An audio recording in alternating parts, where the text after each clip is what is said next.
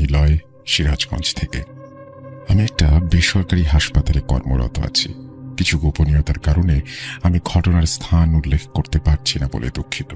আরেকটা কথা, বিশ্বাস করা বা না করাটা একান্তই আপনার নিজস্ব ব্যাপার। ঘটনার সময়কাল আমাদের মুক্তিযুদ্ধের আগে। ঘটনাটা ঘটে আমার দাদার সাথে। তখনকার সময় গ্রাম অঞ্চলে এত বিদ্যুৎ, ল্যাম্পপোস্ট, টর্চ, মোবাইল ছিল না। এখানে ছোট বাচ্চারাও ঘুমায় রাত 12টার দিকে, কিন্তু সেই সময় সন্ধ্যা রাতেও রাস্তায় একটা মানুষ দেখা যেত না। রাত 8টা মানেই নিরিবিলি, চুপচাপ এক পরিবেশ। ঘটনার শুরু হয় আমার দাদার সাথেই। আমার দাদার একজন গরুর ব্যাপারী ছিলেন। আমাদের বাড়িতে মুদির দোকান ছিল। অনেকেই জানেন হয়তো, ইসলামিক মাহফিল অনেক বড় সড় পরিসরে আয়োজিত হয়। আগের সময়ও তেমন ছিল। আমার দাদা তার দোকানের কিছু মালামাল সহ সেই ইসলামিক মাহফিলে ছোট্ট একটা স্টল দেন। যেখানে ইসলামিক মাহফিল হচ্ছে সেটা আমাদের বাসা থেকে 2 গ্রাম পরের একটা মাদ্রাসা। বেচা কেনা শেষ করতে করতে রাত প্রায় 9টা বেজে যায়। তখন আমার দাদা চিন্তা করেন, অনেক রাত হয়ে গেল, এখন বাড়িতে ফিরতে হবে। আরেকটা জিনিস বলে রাখি, এই ঘটনা ঘটে আমার দাদুর বিয়ের কয়েক মাস আগে। যাই হোক, উনি তার দোকানের সব মালামাল গুছিয়ে একটা টেবিল উল্টা করে সেখানে সব জিনিস রেখে মাথায় নিয়ে হাঁটা শুরু করেন।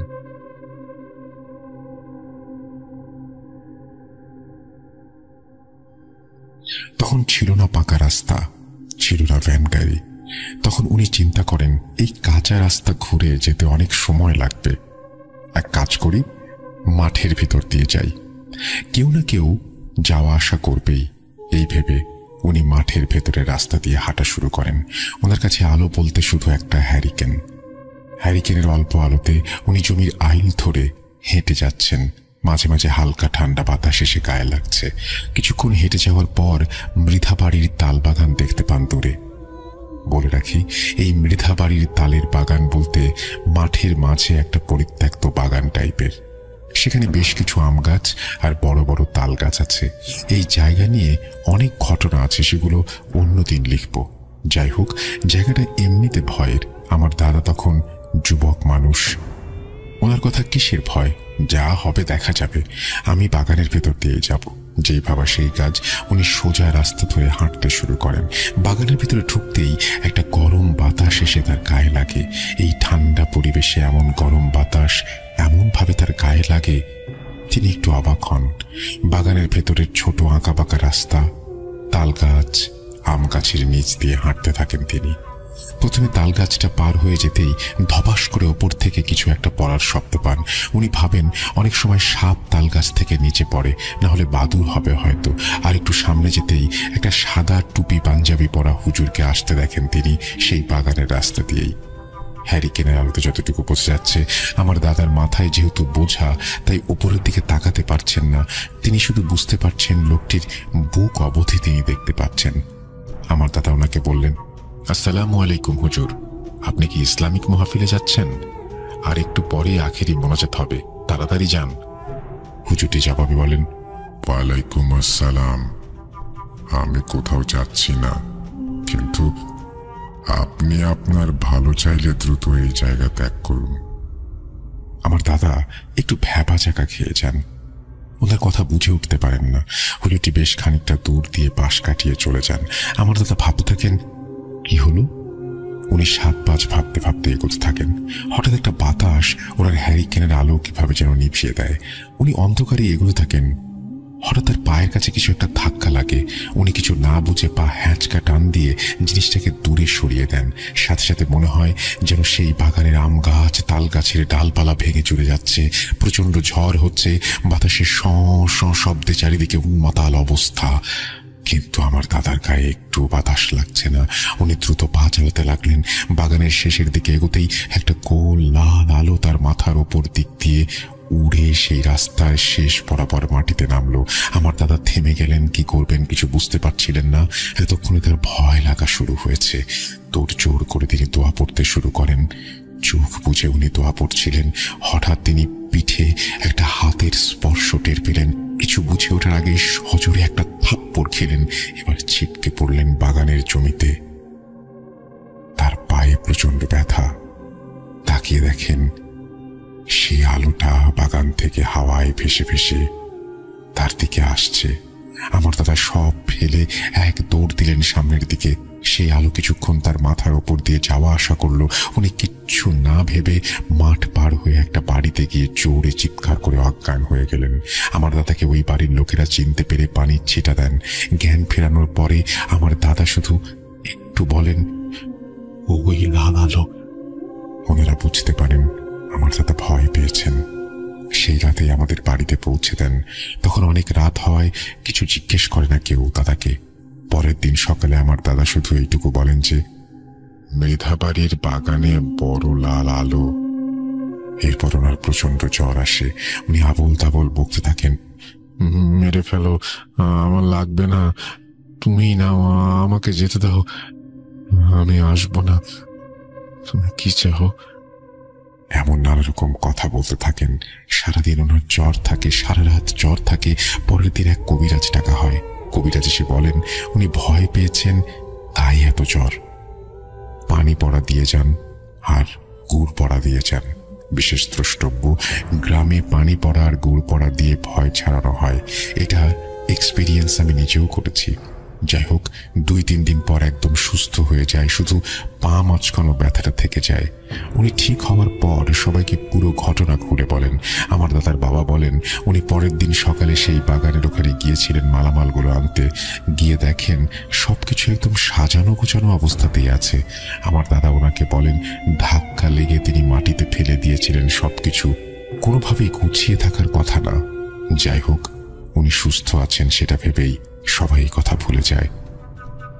না, এখানেই শেষ নয়, ঘটনার শুরু এখানে। বলতে গেলে সবকিছুর শিরোনাম এখান থেকে। আমার দাদা প্রায় সবকিছুই ভুলে গিয়েছিল। এভাবে কেটে গেছে 3-4 মাস। আমার দাদা নতুন বিয়ে করে আমার দাদিকে ঘরে নিয়ে আসেন। এখনকার সময় নতুন বউকে দিয়ে কোনো কাজই করতে দেয়া হয় না, কিন্তু সেই সময় এমন ছিল না মোটেও। আমার দাদার বিয়ের 4 দিনের দিন সন্ধ্যায় একটু পরে প্রচন্ড রকমের মেঘ করায় আমার দাদির শাশুড়ি আমার দাদিকে বলেন নদীর পাড়ে থেকে রান্নার শুকনা লাকড়ি তুলে নিয়ে আসতে। আমার দাদি তার শাশুড়ির কথা মতো নদীর নিচে সেই পাড় থেকে লাকড়ি নিয়ে আসতে যান। প্রথম এক ঝাঁক লাকড়ি রেখে আবার যখন আনতে যান, উনি দেখেন ওনার মাথার উপর দিয়ে লাল বড় একটা আগুনের গোলার মতো কিছু নদীর এপার থেকে ওই পারে শিমুল গাছে গিয়ে পড়ল। উনি একটু ভয় পেলেও লাকড়ি নিতে গেলেন। দ্বিতীয়বার এনে তৃতীয়বার যখন আবার গেলেন, উনি ঝাঁকায় লাকড়ি তুলছেন, এমন সময় সেই আলো সোজা এসে তার 10 হাত দূরে থামে। আমার দাদি ভয় পেয়ে সব ফেলে দৌড়ে চলে যায়। আমার দাদা বাড়ি এসে এই ঘটনা শুনে রাগারাগি করেন, কেন নতুন বউকে সন্ধ্যার পরে বাইরে যেতে দেয়া হয়েছে। এরপর আমার দাদা তার গরুর ব্যবসায় লস খান। 2টা গরু কোনো কারণ ছাড়াই মারা যায়। বলতে গেলে একরকম আমার দাদা আর্থিকভাবে ভেঙে পড়েন।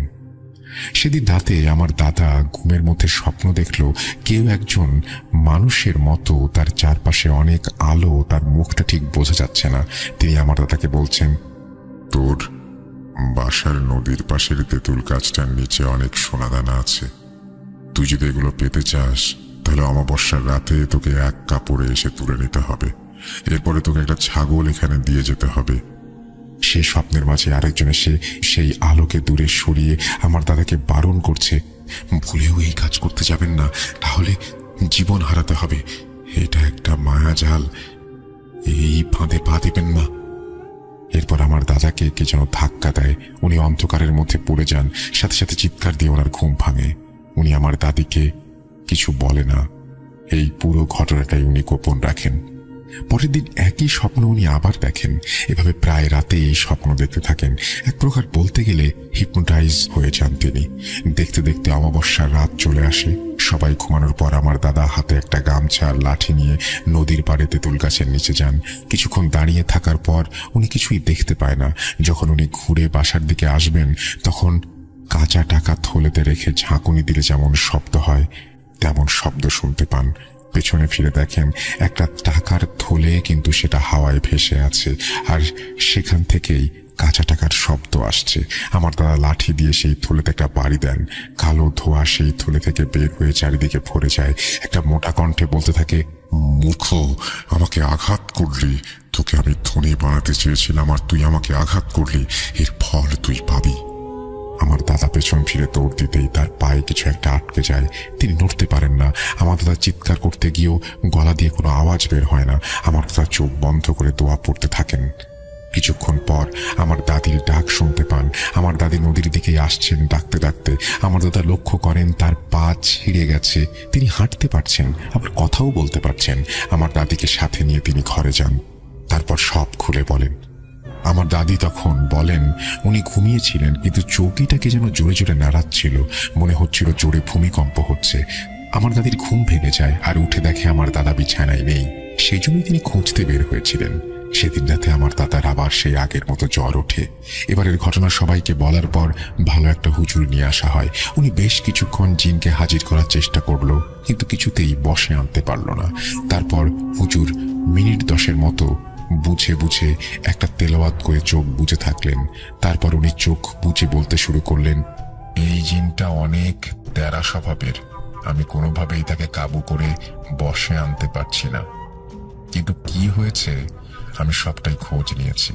আপনার ছেলের কপাল অনেক ভালো যে একটা ভালো জিন তাকে সাহায্য করছে, নইলে সেই বৃথার বাগানেই আপনার ছেলে লাশ হয়ে ফিরত। সেদিন আপনার ছেলে মৃধার বাগানে একটা জিনকে লাথি মারে। তার জন্য তারা রেগে সেদিন আপনার ছেলেকে মেরে ফেলতো, কিন্তু ভালো জিনটা আপনার ছেলেকে বাগান থেকে বের করে নিয়ে আসে। কিন্তু সেই জিনগুলো যখন দেখে আপনার ছেলের আর্থিক অবস্থা খারাপ হয়ে গেছে, তখন আবার স্বপ্নে টাকার লোভ দেখায়। কিন্তু সেখানেও ভালো জিন আপনার ছেলেকে বাঁচাতে আসে। আপনার ছেলে তাদের ফাঁদে পা দিয়ে অমাবস্যার রাতে তেঁতুল গাছতলায় যায়। তাকে টাকার থলেও দেখানো হয়। যদি সে সেই থলে হাত দিয়ে ধরতো, সাথে সাথে জিনেরা তাকে মেরে ফেলতো। কিন্তু লাঠি মারায় তাদের প্ল্যান ভেস্তে যায়।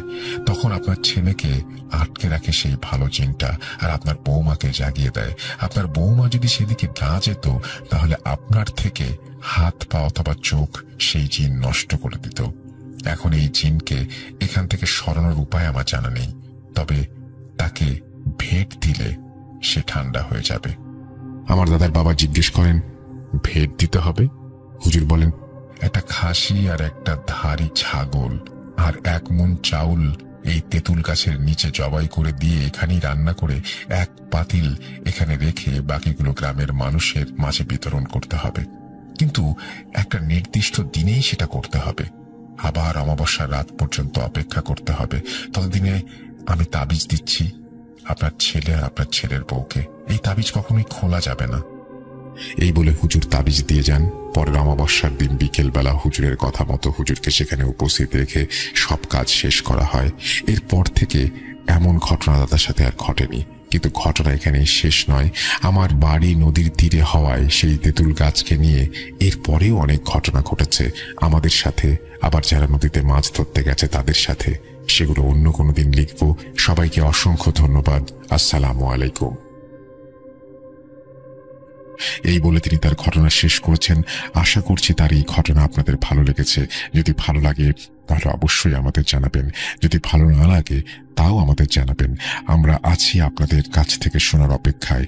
আমাদের ইমেইল অ্যাড্রেস হচ্ছে russell.bhuth.com@gmail.com। আপনার নাম, ঠিকানা এবং ফোন নাম্বার সহ আপনার জীবনে ঘটে যাওয়া বা আপনার জানা সেরা ঘটনা লিখে পাঠিয়ে দিন আমাদের কাছে। ঘটনার শুরুতে অবশ্যই উল্লেখ করুন যে ঘটনাটি আপনি স্টুডিওতে এসে শেয়ার করতে চান, নাকি আপনি চান আপনার ঘটনা আমরা পড়ে শোনাই। যারা দেশের বাইরে রয়েছেন তারা সরাসরি অডিও ক্লিপ পাঠাতে পারেন বা লিখেও পাঠাতে পারেন ঘটনা। আমরা জানি যে পৃথিবীতে বিভিন্ন জায়গায় বিভিন্ন ঘটনা ঘটেই চলেছে। আপনার সাথে যদি ঘটনা ঘটে নাও থাকে, আপনার চারপাশের মানুষের সাথেই ঘটছে ভয়ঙ্কর ঘটনা। যে কোনো প্রশ্নের জন্য আমাদের মডারেটরদের সাহায্য নিন। আমাদের ফেসবুক পেজ হচ্ছে www.facebook.com/russell.স্বাধীন। আমাদের ইউটিউব চ্যানেল যে ভূত.com ইউটিউব চ্যানেল রয়েছে, সেটি ভেরিফাইড। সেখানে আমাদের সাথে থাকুন, সংযুক্ত হন এবং আমাদের ইউটিউব চ্যানেলটি সাবস্ক্রাইব করুন। আশা করছি সামনের দিনগুলোতে আমরা একসাথে আরো এগিয়ে যাব। আমরা চলে যাচ্ছি আমাদের পরবর্তী ঘটনায়। আশা করছি সাথেই থাকবেন পুরোটা সময়।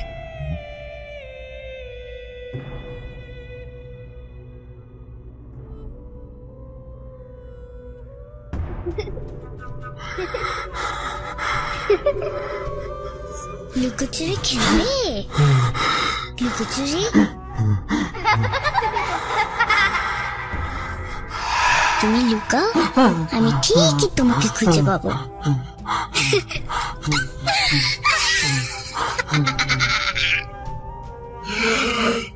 Voot.com with Russell।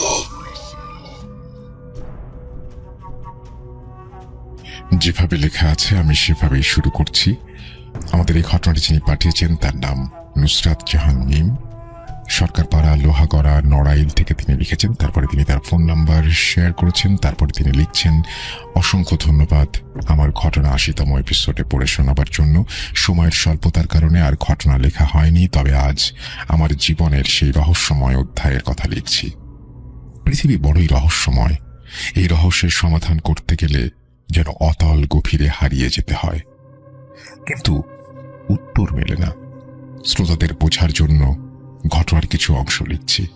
2019 সাল রহস্যময়ভাবে আমার শরীরে চিহ্নের সৃষ্টি হয়। এরপর থেকে আমি অদ্ভুত স্বপ্ন দেখতে শুরু করি। দেখতাম গ্রামে আগুন জ্বলছে, গ্রামের লোকেরা আমার কাছে সাহায্য চাইছে। স্বপ্নে দেখতাম আমি সেই গ্রামে হঠাৎ করে গিয়েছি। আমার কাছে মনে হতো যেন স্বপ্ন নয়, সত্যি। স্বপ্নে আমি দেখতে পাই গ্রামের মানুষকে সাহায্য করার জন্য এগিয়ে যাচ্ছি। হঠাৎ করে আমি পড়ে যাই, বেশ ব্যথা পাই। সকালে উঠে দেখি আমার হাতে পায়ে রক্ত নীল হয়ে জমাট বেঁধে আছে, পায়ে মাটি লেগে আছে। এরপর স্বপ্ন এবং বাস্তবতা একসাথে মিশিয়ে যেতে শুরু করে, যার মাধ্যমে আমার জীবনে নতুন অধ্যায়ের শুরু হয়।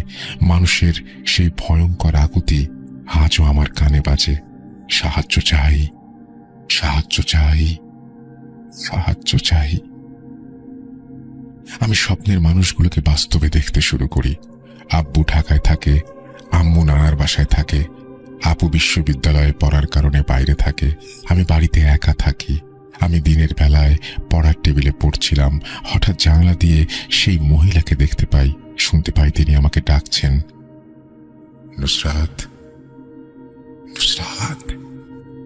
ফলে ভয় পেয়ে আমি দাদির বাসায় চলে যাই। বলে রাখা ভালো, আমাদের বাড়ি থেকে দাদির বাসায় যেতে 5 মিনিট লাগে। আমি রাতে দাদির বাসায় থাকতে শুরু করি। 20 মে 2022 সাল। আমি প্রাইভেট পড়ে আসি। সন্ধ্যায় দাদির বাসায় চলে যাই, রাতের খাবার খাই। রাত 1টা বাজে। আমি পড়া শেষ করে ঘুমোতে যাই। লাইট অফ করে দেওয়ার পর থেকে আমি কারোর উপস্থিতি অনুভব করি। আমি স্বপ্নের মতো বাস্তবেও সেই গ্রামের মানুষের আর্তনাদ শুনতে পাই, কিন্তু আমি ভয় পাইনি।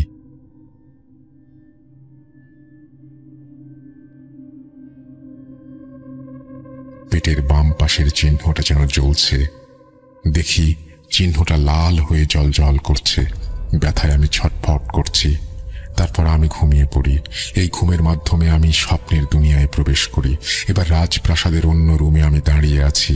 আমার শরীরে যেমন চিহ্ন আছে ঠিক একই চিহ্ন দেখতে পাই। চিহ্ন যেন হাওয়ায় ভাসছে আর লাল হয়ে জ্বলজ্বল করছে। চারিদিকে একই চিহ্ন। কারো ডাক শুনে ফিরে তাকাই। তিনি বলছিলেন, এসেছেন আপনি? আমাদের এই অপেক্ষা কবে শেষ হবে? আপনি মনে করুন আপনার দায়িত্বের কথা। আমি বিরক্ত অনুভব করি। পারিবারিক দ্বন্দ্বের কারণে আমি বেশ কিছুদিন ডিপ্রেশনে ছিলাম। ফলে সবকিছুই আমার কাছে বিরক্ত লাগতে শুরু করে। আমি রেগে গিয়ে জ্বলতে থাকা চিহ্নের ওপর হাত দেই। আমার মনে হয় হাত যেন জ্বলে পুড়ে যাচ্ছে। মনে হয় জ্বলন্ত আগুনে হাত দিয়েছি। রাজপ্রাসাদের জানালা দিয়ে গ্রামের লোকদের দেখা যাচ্ছিল, সেখানে এখনো আগুন জ্বলছে। হঠাৎ আমি লক্ষ্য করি চিহ্নে হাত দেওয়া মাত্রই সবকিছু বন্ধ হয়ে গিয়েছে। সেই আর্তনাদ আর শোনা যাচ্ছে না। সেই গ্রাম যেন পুরো নিস্তব্ধ। মনে হচ্ছে এখানে কোনো লোকের বসবাস নেই। আমি ভয় পেয়ে যাই। অন্যদিকে হাতের যন্ত্রণায় ছটফট করতে থাকি। পেছনে থাকা বৃদ্ধ মহিলা হঠাৎ করে আমার সামনে চলে আসে। কিছুটা বিরক্তি নিয়ে আমাকে বলে, কেন সবকিছু বন্ধ করে দিলেন? আপনি কেন আসলেন? একদিন আপনাকে এখানে আসতেই হবে। আজকে সবকিছু থেমে গেলেও আজ থেকে ঠিক 7 বছর পরে আপনাকে এখানে আসতেই হবে। তখন আপনি আর ফিরে যেতে পারবেন না। হঠাৎ আমার কানে দাদির ডাক ভেসে আসে। দাদি প্রচন্ড জোরে দরজা ধাক্কাচ্ছিল, কিন্তু আমি তো দাদির বাসায় ছিলাম। এখানে আমাদের বাড়িতে কি করে এলাম? দরজা খুলতে যাব এমন সময় হাতের দিকে তাকিয়ে লক্ষ্য করি আমার হাত ঝলসে গিয়েছে। দরজা খুলতে দাদি বকাবকি শুরু করেন। আমি কাল রাতে নাকি দাদির বাসায় যাইনি। রাতে বাসায় এসে আমাকে ডাকাডাকি করলে আমি ডাক শুনিনি, কিন্তু আমার স্পষ্ট মনে আছে আমি সন্ধ্যায় দাদির বাসায় গিয়েছিলাম এবং সেখানে ঘুমিয়েছিলাম। তাহলে সকালে কিভাবে বাড়িতে এলাম? আব্বু আপু সবাই ফোন দিয়ে রাগারাগি করে। রাতে অনেকবার ফোন দেওয়া সত্ত্বেও আমি নাকি ফোন ধরিনি। ভয়ে আমার শরীর ঠান্ডা হয়ে গেল। আপুকে সবকিছু জানাই। আপু আমার কথা কিছুটা বিশ্বাস করে। আমার কাছে মনে হতে থাকে আমি যেন ঘোরের মধ্যে আছি। 2-3 দিন বাসায় ছিলাম, কোথাও যাইনি। শরীর অসুস্থ হতে শুরু করে, ফলে আপুর বাসায় চলে আসি। এরপর একদিন আমি স্কুলে যাই। স্কুল শেষে দোকানে দাঁড়িয়ে আছি, এমন সময় সেই বৃদ্ধ মহিলাকে দেখতে পাই। তিনি এসে আমার হাত ধরেন এবং আমাকে বলেন, মনে আছে তো আমার কথা? 7 বছর পর আসতেই হবে তোমাকে, আসতেই হবে। বন্ধুদেরটাকে পেছনে তাকাই, সামনে তাকিয়ে দেখি তিনি আর নেই। ওরা আমাকে বলে, এখানে একা একা দাঁড়িয়ে আছিস কেন? আমি বাসায় চলে আসি। এরপর থেকে স্বপ্ন দেখা বন্ধ হয়ে যায়। আমি স্বপ্নের মানুষদের মাঝে মাঝে বাস্তবে দেখতে পাই। এরপর থেকে আমি এক অদৃশ্য শক্তি অনুভব করতে পারি, যার মাধ্যমে আমি সামনে থাকা বিপদের কথা আশঙ্কা করতে পারি। সেই আশঙ্কার ধারণার মধ্যে সীমাবদ্ধ নয়, সে ধারণা সত্যি। যা ভাবি তা সত্যি হয়। আমি কি আসলে এই পৃথিবীর কেউ, নাকি অন্য কোনো জগতে আমার থাকা উচিত? 7 বছর পর কোথায় যেতে হবে? জীবন আর প্রকৃতি অনেক রহস্যময়। জীবনের এই রহস্যময় গোলক ধাঁধার উত্তর আমি আজও বের করতে পারিনি। আমি ভূত.com-এর নিয়মিত শ্রোতা। ভালো থাকবেন, দোয়া করবেন। এই বলে তিনি তার ঘটনা শেষ করেছেন। থ্যাংক ইউ ভেরি মাচ আপনার ঘটনার জন্য। আশা করছি এই ঘটনাটি আপনাদেরও ভালো লেগেছে। যদি ভালো লাগে অবশ্যই আমাদের জানাবেন। আমরা চলে যাব আমাদের পরবর্তী ঘটনায়।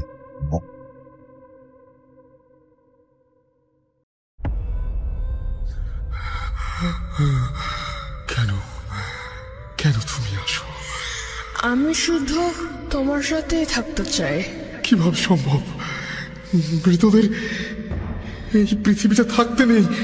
তুমি তুমি চলে যাও, চলে যাও, প্লিজ চলে যাও। সবটাই কি ইলুশন, নাকি অন্য জগতের কেউ কখনো হাজির হয়ে যায় চোখের পলকে? ভূত.com with Russell। যেভাবে লেখা আছে আমি সেভাবেই শুরু করছি। আসসালামু আলাইকুম রাসেল ভাই। ওয়ালাইকুম সালাম। জানি আল্লাহর রহমতে ভালোই আছেন। আমার নাম রিয়াজ। তারপরে তিনি তার ঠিকানা শেয়ার করেছেন, গৌরীপুর, ময়মনসিংহ। অনেকদিন ধরে ভাবছিলাম এই ঘটনাটি পাঠাবো, কিন্তু সময়ের অভাবে পাঠাতে পারিনি। তাই আজ লিখতে বসে গেলাম। লেখার সুবিধার্থে ঘটনাটি আমি আমার বন্ধু শাহাদাত লিখছি। লেখা বা শব্দ চয়নে ভুল হলে ক্ষমা সুন্দর দৃষ্টিতে দেখবেন। বেশি কথা না বলে চলে যাই ঘটনায়। রাসেল ভাই, ঘটনাটি আমার চাচির কাছ থেকে শোনা সত্য ভয়ানক ঘটনা। চাচির চাচাতো ভাইয়ের সাথে ঘটনাটি ঘটে। আমার চাচির বাড়ি টাঙ্গাইলের কোনো এক গ্রামে। জায়গাটার নাম বলতে চাচ্ছি না, মানা করা হয়েছে আমাকে। চাচাতো ভাইয়ের নাম সজীব। সজীবের সম্পর্কে কিছু বলে নেই। সজীবের বয়স 15-16। খুব দুষ্টু স্বভাবের হওয়ায় তার বাবা মা তাকে একটা হাফিজি মাদ্রাসায় ভর্তি করে দেয়। গ্রীষ্মের ছুটিতে সজীব বাড়িতে এসেছিল। বলে রাখা ভালো, তাদের বাড়ি থেকে কিছু দূরেই একটা খাল ছিল। সজীব তার বন্ধু কালাম ও জিহাদ মিলে পরিকল্পনা করে তারা বড়শি নিয়ে মাছ ধরতে যাবে। বড়শি দিয়ে মাছ ধরতে ধরতে কখন যেন সন্ধ্যা হয়ে আসে। খেয়ালই করেনি ওরা। হঠাৎ মাগরিবের আজান শুনে তারা বুঝতে পারে যে সময় নেই, তাড়াতাড়ি বাড়ি যেতে হবে। তারা বড়শি নিয়ে উঠে পড়ে, কিন্তু হঠাৎ তাদের মধ্যে জিহাদ বলে ওঠে, বন্ধু চল খালের ওই পার থেকে আনারস খেয়ে আসি। ও বলে রাখা ভালো, খালের ওই পাশে ছিল আনারস বাগান। তো জিহাদের কথা শুনে সজীব ও কালামও চলে যায়। খাল পারাপারের জন্য এলাকার মানুষ একটা ডিঙি নৌকা ব্যবহার করত। তারা সেই 3 জন মিলে নৌকা নিয়ে খাল পার হয়ে যায়। তারপর আনারস বাগানে যাওয়ার পরে তাদের 3 জন 3 দিক দিয়ে আনারস খুঁজতে থাকে। কালাম ও জিহাদ কোনো পাকা আনারস না পেয়ে নৌকায় এসে অপেক্ষা করতে থাকে সজীবের জন্য। ওইদিকে সজীবও কোনো পাকা আনারস না পেয়ে নৌকায় আসতে যাবে, ঠিক তখনই তার চোখ পড়ে একটা লাল টুকটুকে আনারসের ওপরে। সে আনারস গাছটির কাছে যায়। আনারসটি এমন সুন্দরভাবে পেকেছিল যে সে লোভ করে ফেলে। সে মনে মনে ভাবে, যদি সে আনারস নিয়ে তার বন্ধুদের কাছে যায় তাহলে ভাগে কম পড়বে। তাই সে লোভ সামলাতে না পেরে কামড় বসিয়ে দেয় আনারসের ওপর। কামড় বসানোর পরে আচমকা তার মুখের ভেতর থেকে গলগল করে রক্ত ঝরতে থাকে। হাতে থাকা আনারসটি একটি বিড়ালে পরিণত হয় এবং ঝাঁপ দিয়ে ঝোপের আড়ালে ঢুকে পড়ে। এই ঘটনা দেখে সজীব চিৎকার দেয়। চিৎকার শুনে কালাম এবং জিহাদ দৌড়ে আসে। সজীব, কি হয়েছে? কি রে, চিৎকার করছিলি কেন? তোর মুখে রক্ত কেন? সবই বলবো, আগে বাড়ি চল। কি হয়েছে বলবি তো? বললাম তো, বাড়ি চল।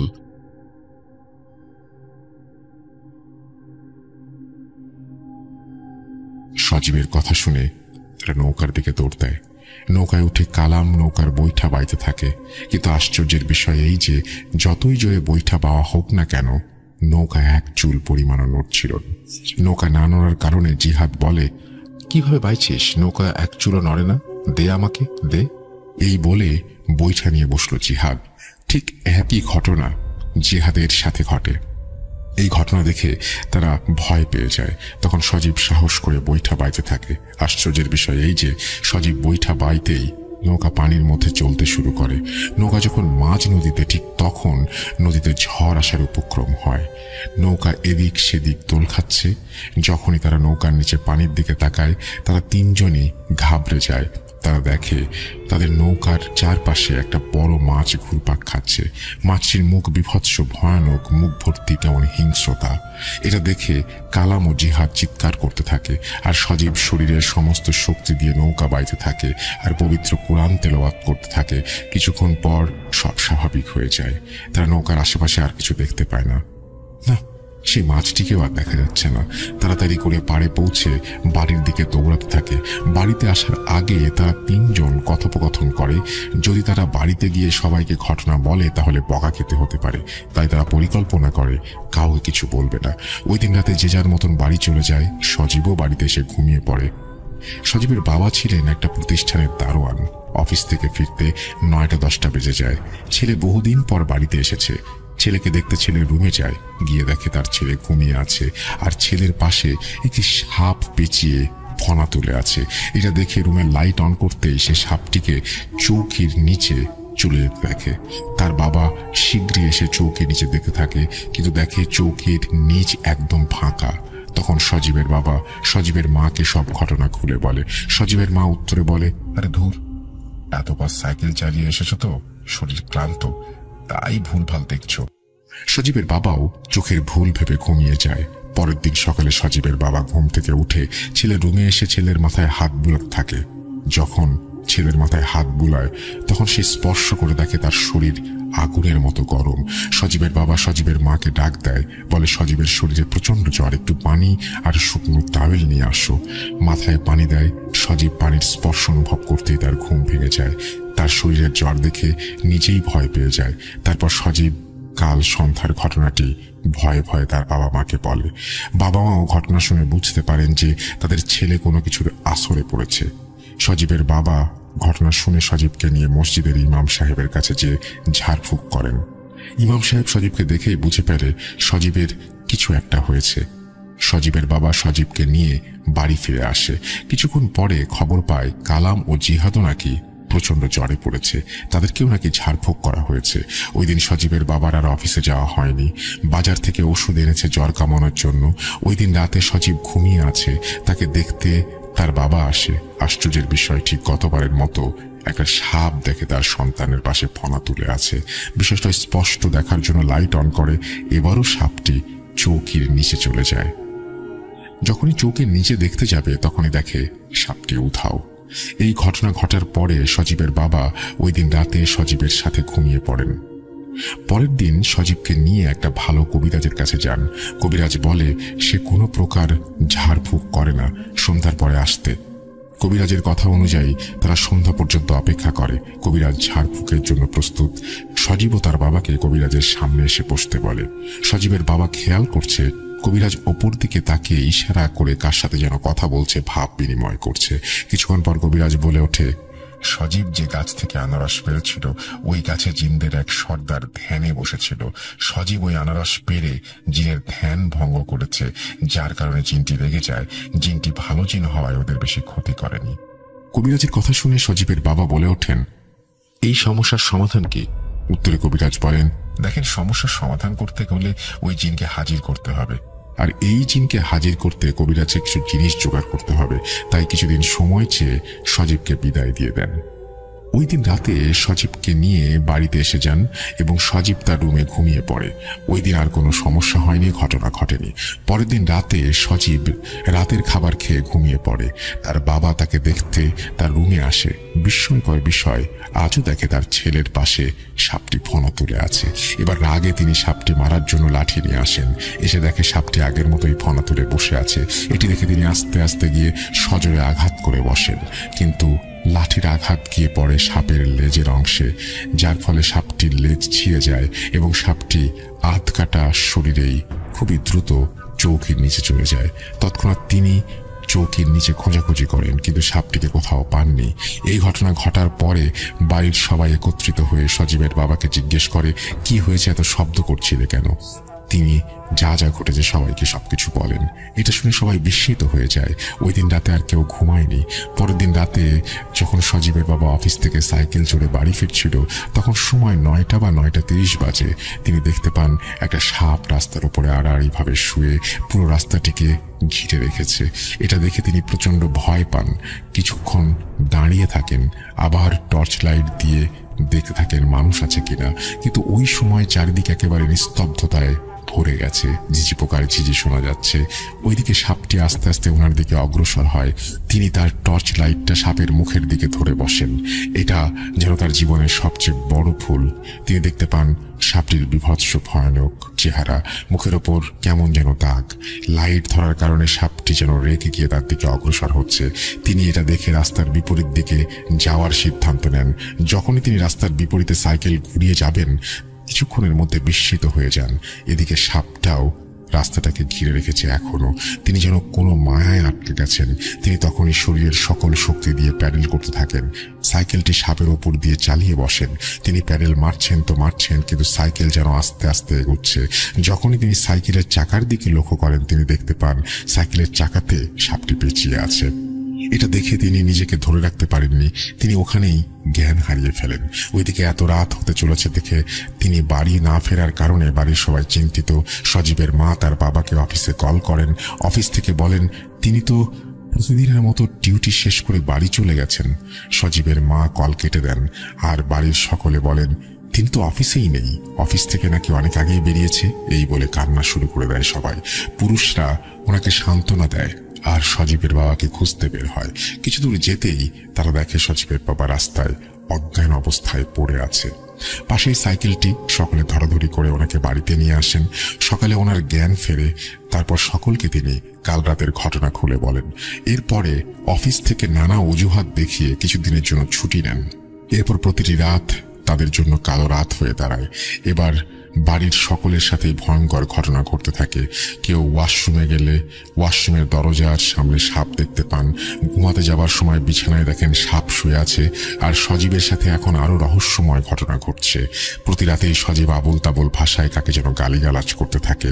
কেউ যদি সজীবকে কিছু জিজ্ঞেস করে, সে কোনো প্রকার উত্তর দেয় না, বরং অপরিচিত ভাষায় গালাগালি করে। এভাবে চলতে থাকে প্রতিটি কালো রাত।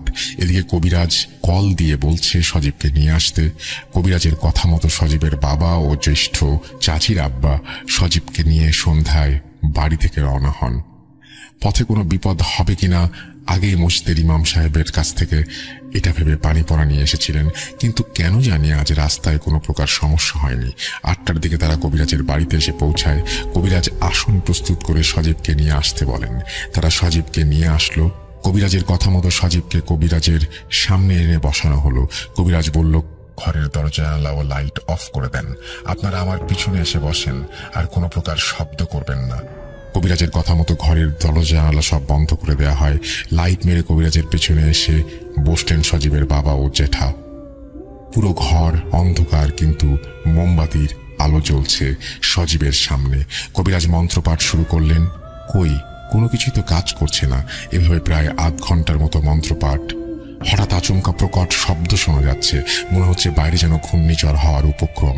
কবিরাজ যেন আরো একটু জোরে জোরে মন্ত্রপাঠ করছেন। হঠাৎ মোমবাতি নিভে যায়। কবিরাজও মন্ত্রপাঠ থামিয়ে দেন। সজীব মাটিতে নেতিয়ে পড়ে। কবিরাজের পড়া বালি ছিটাতে সজীব উঠে বসে গোঙাতে থাকে। কবিরাজ সজীবকে জিজ্ঞেস করেন, কে তুই? বুঝতে পারলাম যে হাজির হয়েছে কিছু একটা। সজীবের ভেতর থেকে কবিরাজের কথা মতো উত্তর দিয়ে উল্টো বলে, আমাকে কেন ডাকলি? কে তুই এটা আগে বল। আমি কে, বড় না ছোট, সব বুঝে গেছিস? এই বলে সজীবের ভেতরে থাকা জিনটি বলে ওঠে, আমি জিনদের সর্দার। বলেই ভয়ানক হাসিতে মেতে ওঠে। জিনের কথা শুনে কবিরাজ বলে, এই ছেলে না হয় ভুল বুঝে এই ভুল করেছিল, তুই কেন তাকে এই ভুলের শাস্তি দিচ্ছিস? শাস্তি?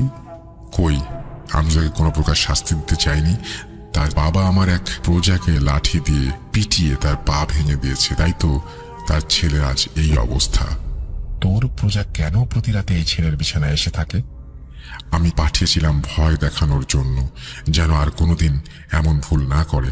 আমি তো কোনো ক্ষতি করিনি তার ছেলের, কিন্তু সে আমার প্রজার ক্ষতি কেন করলো? একে আমি ছাড়ব না। বলে ভয়ানক হাসি দেয়। কবিরাজ জিনটাকে গরু ছাগল ইত্যাদির লোভ দেখিয়ে সজীবকে ছেড়ে দিতে বলে, কিন্তু কিছুতেই সে ছাড়তে রাজি না। হঠাৎ আবারও ঘর প্রচন্ড জোরে কাঁপছে। এখনই যেন ঘরটা ভেঙে পড়বে। কি হচ্ছে কিছুই বুঝতে পারছে না সজীব। সজীবের বাবা, জ্যাঠা চিৎকার করতে শুরু করলো তারা। কিছুক্ষণ পর সব স্বাভাবিক হয়ে যায়। সজীব নেতিয়ে পড়ে মাটিতে। কবিরাজ দীর্ঘ নিঃশ্বাস ফেলে বলেন, এই জিনকে তাড়ানো আমার পক্ষে সম্ভব না। আমরা মন মরা হয়ে সজীবকে নিয়ে বাসায় ফিরে আসি। আসার পথেও কোনো প্রকার সমস্যা হয়নি। বাড়িতে সবাইকে যা যা ঘটেছে সবই বলি। শুনে সবাই কান্না করতে থাকে। এদিকে সজীবের জ্ঞান ফিরে আসে। সজীবের বাবার চাকরিটাও চলে যায় এতদিন না যাওয়ার কারণে। সবকিছু যেন অন্ধকার হয়ে যাচ্ছে সজীবের পরিবারের। এত সুন্দর ছেলেটা যেন শুকিয়ে কাঠ হয়ে গেছে। শরীরের সব কয়টা হাড়ি চামড়া ভেদ করে যেন বেরিয়ে আসবে। সজীবের দাদি সারাদিন সজীবের পাশে বসে কোরআন তেলাওয়াত করে, নামাজ পড়ে, আল্লাহর কাছে প্রার্থনা করে সজীবের জন্য। অনেক কবিরাজ দেখিয়েছেন, কোনো লাভ হয়নি। এভাবে একদিন রাতে সজীবের দাদি সজীবের পাশে কোরআন পড়তে পড়তে ঘুমিয়ে পড়েন। হঠাৎ গোঙানির শব্দে তার ঘুম ভেঙে যায়। তিনি দেখেন সজীব বিছানার কোনায় গিয়ে জোরে জোরে চিৎকার করছে। গোঙাচ্ছে বললে বেশি ভালো হয়। সজীবের চোখ দুটো লাল টুকটুকে, কি ভয়ানক একটা হাসি দিয়ে নিজের শরীরের মাংস নিজে ছিঁড়ে খাচ্ছিল সে। এটা দেখে সজীবের দাদি সজোরে চিৎকার দেয়। আর চিৎকার শুনে বাড়ির সবাই একত্রিত হয়ে সজীবের রুমে আসে। এসে দেখে সজীবের দাদি অজ্ঞান হয়ে বিছানায় পড়ে আছে, কিন্তু সজীব ঘরে নেই। সবাই লক্ষ্য করে ঘরের জানালা খোলা। এটা দেখে সজীবের বাবা ও চাচি বাইরে লাইট মারে এবং বেরিয়ে যায় সজীবকে খুঁজতে। তারা সবাই দেখে সজীব দৌড়ে যাচ্ছে খালের দিকে। সজীবের পেছনে সবাই দৌড়ে যাচ্ছে, কিন্তু সজীবকে কোনোভাবেই তারা ধরতে পারছে না এবং ধরার আগেই সজীব পানিতে ঝাঁপ দেয়। সজীবের পিছু পিছু সজীবের বাবাও ঝাঁপ দেয়। ভয়ে আর কেউ নামেনি পানিতে। সজীবের বাবা পানিতে অনেক খোঁজাখুঁজি করেও সজীবকে পায় না। এলাকার সবাই তোলপাড় করে জড়ো হয়। সজীবের বাবা সারা রাত পানিতেই ছিল। যদিও আরো কয়েকজন পানিতে নেমে খোঁজাখুঁজি করে, তবুও পায়নি তাকে। ফজরের আজানের পরে সবাই লক্ষ্য করে সজীবের লাশ ভেসে উঠেছে। সজীবের বাবা তাড়াতাড়ি তাকে পানি থেকে তুলে এবং মৃত মানুষের জন্য যা যা করা হয় তাই করা হয়। দুপুরের মধ্যেই লাশ গোসল দিয়ে দাফন করানো হয়। এই ঘটনায় তার পরিবার পুরো ভেঙে পড়ে। ভেঙে পড়বেই বা না কেন? এত আদরের সন্তানের অকাল মৃত্যু মেনে নেওয়া যায় না। কোন বাবা মা মেনে নিতে চাইবে? এই বলে চাচি তার ঘটনা শেষ করেন। ঘটনাটি ভালো লাগলে পড়ে শোনাবেন। এই ঘটনা সিলেক্টেড হলে আমাদের কাছে আরো ঘটনা আছে, ইনশাআল্লাহ পাঠাবো। ভালো থাকবেন। এই বলে তিনি তার ঘটনা শেষ করেছেন। থ্যাংক ইউ ভেরি মাচ আপনার ঘটনা শেষ করার জন্য, এবং আপনি ঘটনা পাঠিয়েছেন সেজন্য আপনাকে আন্তরিকভাবে ধন্যবাদ জানাচ্ছি। আমি আশা করব যে যারা শুনছেন তারাও ঘটনা পাঠাবেন। আমাদের ইমেল অ্যাড্রেস russell.booth.com@gmail.com। আপনার নাম, ঠিকানা এবং ফোন নাম্বার সহ ঘটনা পাঠিয়ে দিন। আমরা চলে যাব আমাদের পরবর্তী ঘটনায়।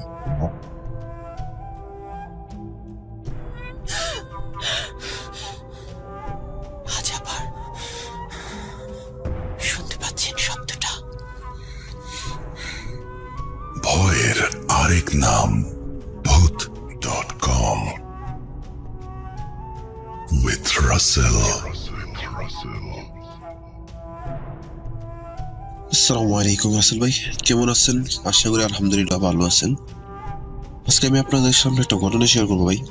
ঘটনাটা এরকম যে সেটা আমার সাথে নিজ ঘটে গেছে। আমি সৌদি আরব তুই ফার্স্টে আসি তখন থেকে আর একটা ঘটনা।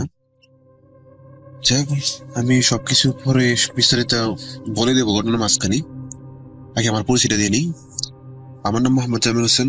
আমার দেশের বাড়ি জেলা ব্রাহ্মণবাড়িয়া জেলা আশুগঞ্জ সদর থানা। আমি সৌদি আরব একটি কোম্পানি আপাতত কর্মরত আছি। কোম্পানিতে একটি সমস্যা আছে। যাই হোক, এটার পরে একসময় কোম্পানি ঘটনাটা শেয়ার করবো। আগে আমার সাথে ঘটে যাওয়া সৌদি আরবের প্রথম ঘটনা শেয়ার করি। বাকি লিসেনার সবাই একটু ধরে বসে যান। আজকে ঘটনা একটু অন্যরকম, মানে অনেক বেদনাজনক একটি ঘটনা। আমি যখন সৌদি আরবে অতি ফার্স্টে আসি তখন এয়ারপোর্টে আমার খুব কষ্ট হয়ে কোনো মধ্যে, যাই হোক, অনেক কষ্ট সহ্য করে আমি আমার কোম্পানিতে পৌঁছাই। কোম্পানি পৌঁছানোর পরে কোম্পানি আমার 1 সপ্তাহ পরে ডিউটি দিয়ে দিই স্টেডিয়ামে, ফুটবল স্টেডিয়ামে 3 মাস যাবতে কাজ করলাম। করার পরে হঠাৎ আমাকে ট্রান্সফার করা হয় যে হসপিটালে সৌদি আরব রিয়াদ আল কাসিম। কিন্তু হসপিটাল নামটা আমি শেয়ার করতেছি না, কারণ হসপিটালের উদাহরণটা আমি দিই। হসপিটাল হচ্ছে মরুভূমির মাঝখান দিয়ে, চারিদিকে কিছু আছে, কিছু ঘরবাড়ি আছে সৌদি এলাকায়, তো কিছু আছে মনে হয়তো সৌদি কয়েকটা ঘরবাড়ি আছে, আর তাছাড়া কয়েকটা পেট্রোল পাম্প আছে, আর কয়েকটা বাগাল আছে এখানে, মানে কয়েকটা দোকান আছে। সে দোকানগুলো আছে আর এখান থেকে ধারে কাছে এমনি তেমন কিছু নাই। আর এখানে নিয়মিতই রুগী আসা যাওয়া করে। হসপিটালটা বিশাল বড় এরিয়া, যে বাংলাদেশে ধরতে গেলে প্রায় 6-7 বিঘা জমির উপরে নির্ভর করে হসপিটালটা। তাহলে আমার কাজ ছিল প্লাম্বারের কাজ, মেকানিক্যালের কাজ, যেটা আমি কোনো জিনিস নষ্ট হয়ে গেলে আমি কাজ করতাম বা ঠিক করতাম, সেটা ছিল আমার কাজ। যাবতীয় 1 মাস আবার কাজ করলাম দিনে, কোনো সমস্যা নেই। হঠাৎ আমাকে নাইটে ট্রান্সফার করা হয়, যে নাইট শিফট ডিউটি দেওয়া হয়। আমিও নাইট শিফট ডিউটি করতে বাধ্য হই, কারণ কোম্পানির মধ্যে যখন তারা যখন অনুমতি দেয় তাহলে করতেই হবে কোম্পানির। যাই হোক, প্রথম দিন ডিউটি পরে আমার শনিবার সকাল 7টার দিকে, তখন ডিউটি শেষ করে গ্রুপ আসে, তখন সন্ধ্যা 7টায় যেতে হয়। তো নাইট শিফট ডিউটি যখন সকাল 7টায় রওনা দিলাম এখান থেকে, সকাল সন্ধ্যায় 7টায় আবার আসলো। আর যাওয়ার পর আবার বলতেছে তোমার নাইট শিফট ডিউটি, তুমি সন্ধ্যা 7টায় আসো। তারপর আবার সন্ধ্যায় 7টায় গেলাম।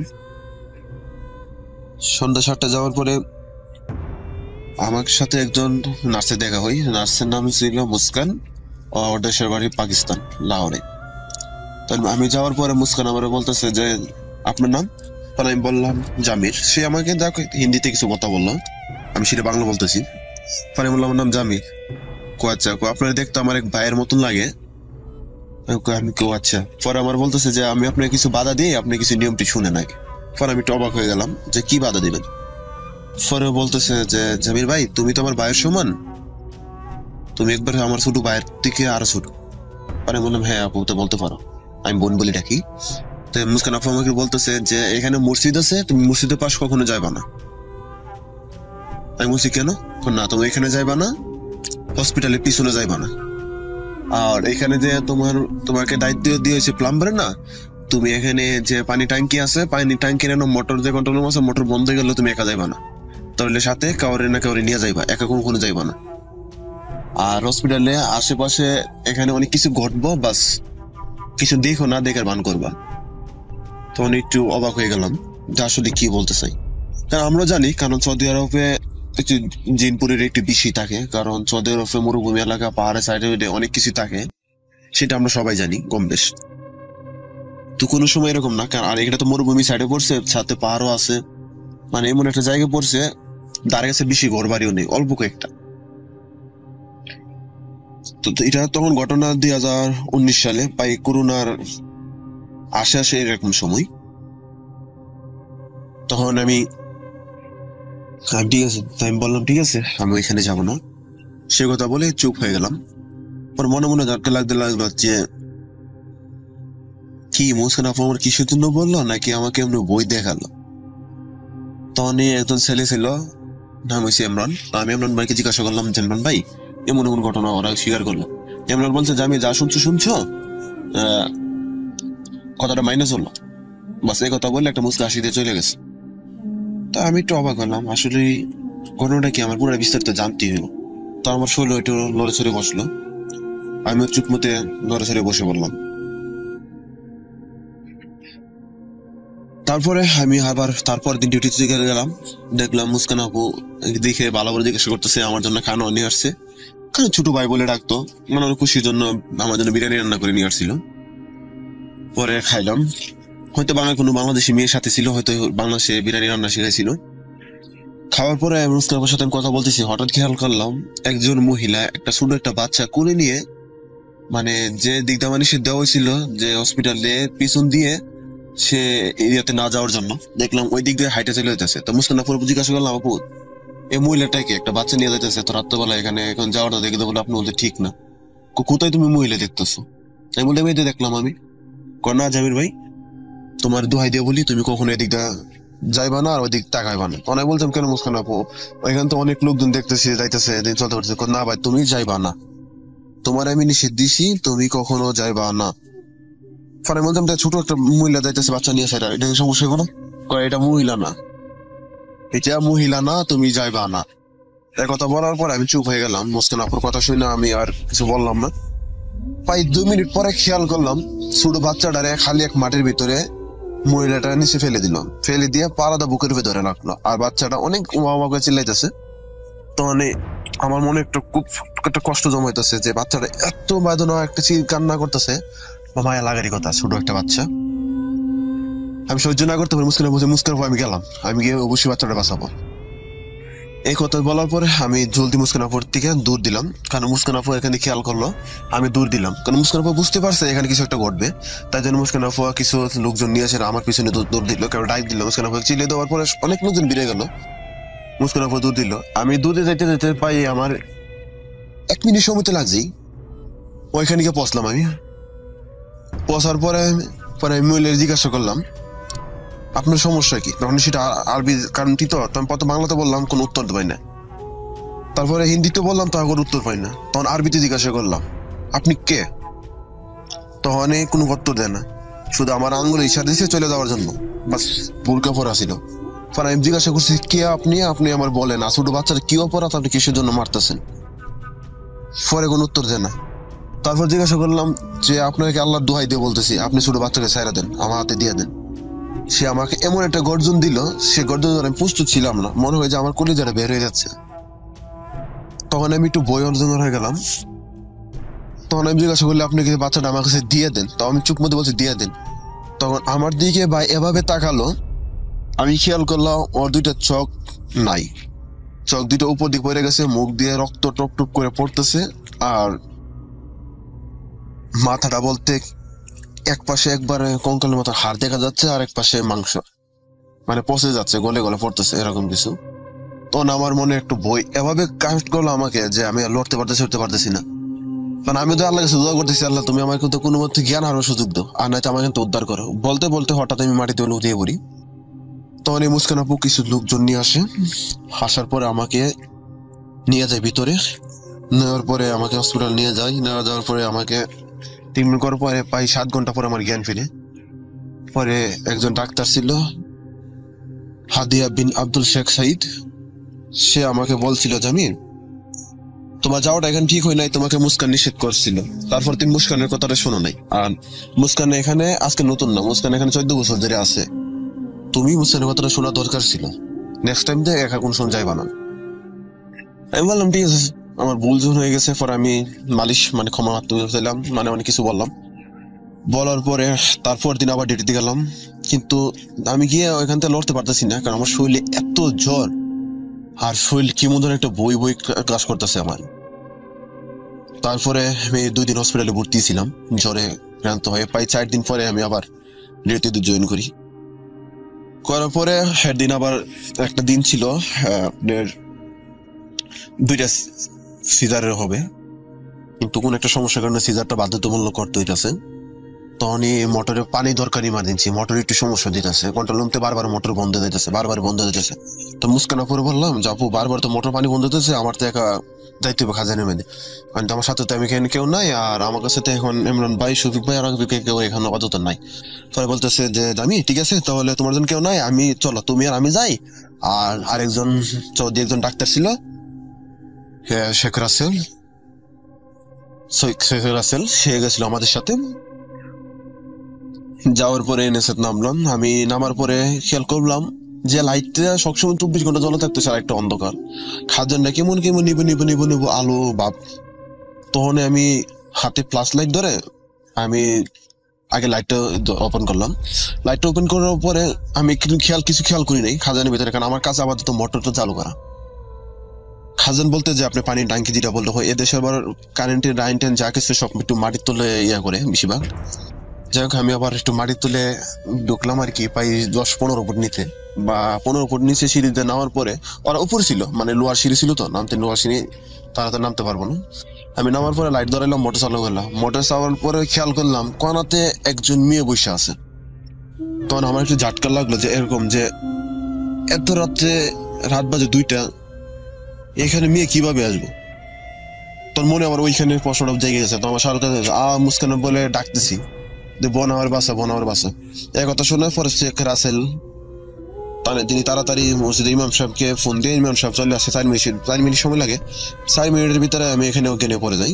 আমি জিনিসটা খেয়াল করলাম যে মহিলাটা এভাবে আমার দিকে তাকাইছে, মাথার চুলগুলো এক এক নিজের থেকে নিজে টাইনে নিয়ে আসে, চুষা খাইতেছে। আমার বলতেছে আই। তখন আমি একটু এত বই পাই গেছি যে এখানে নিজের কন্ট্রোল করতে পারি নাই। তো এখানে আমি উল্টে পড়ে যাই। পরে ইমাম সাহেব আসার পরে আমার পানি পরা দিয়ে আসে এখান থেকে। পরে আর 4জন ডাক্তার আসে, ওরা নাকি উপরে আমার তুলে, কিন্তু ডাক্তারই তুলে, কিন্তু তখন কোনো লুক ছিল না। আর কারোর ফোন দিবের মতো ডাক্তারের এমন কোনো পজিশন ছিল না। তারা উপরে তোলার পরে আমাকে আবার নিয়ে হসপিটালে ভর্তি করানো হয়। এখানে জ্ঞান ফিরে আমার প্রায় 3 ঘন্টা পরে জিজ্ঞাসা করে কি হয়েছে। পরে আমি গেলাম। পরে আমি যেদিকে তাকাই এদিকে খেয়াল করি যে মেয়েটা দাঁড়ায় আছে। তোর হুজুরে বললাম হুজুর এখানে। তোর হুজুর বুঝতে পারছে। পরে হুজুরে কোরআন শরীফের থেকে কিছু জিনের থেকে একটা আয়াত পড়া, পরে আমাকে কিছু ফু দিল আর আমাকে একটা দোয়া দিয়ে দিল। বলছে এই দোয়াটা তুমি সবসময় পাঠ করবা, দেখবার কোনো সমস্যা হইব না। দোয়াটা পাঠ করলাম, কিছু পরে নিলাম, আর কিছু দোয়া পরে হুজুর একটু পানি দিয়েছিল খাইবার জন্য, কিছু খাইলাম।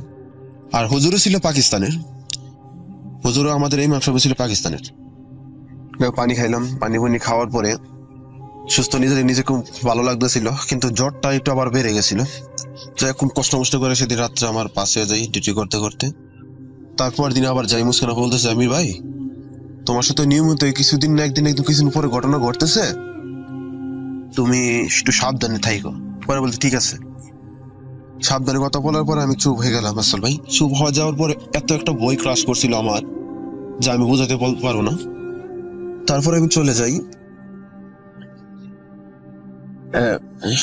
হসপিটাল ত্যাগ করার চিন্তা ভাবনা করি, যে আমি হসপিটাল করবো না। কোম্পানির মধ্যে জিজ্ঞাসা করি স্যার আমি এখান থেকে থাকবো না, আমি এখান থেকে চলে যাবো। পরে বলতেছে না জামিন তোমার এখানে থাকতে হবে, তুমি আর কয়েক মাস থাকো, কিছু নতুন লোক আসবো, আসলে বিষয় বাড়ানো হয়েছে, বাংলাদেশ থেকে আসলে তাদেরকে দায়িত্ব দেওয়ার পরে তুমি এখানে চলে যাও।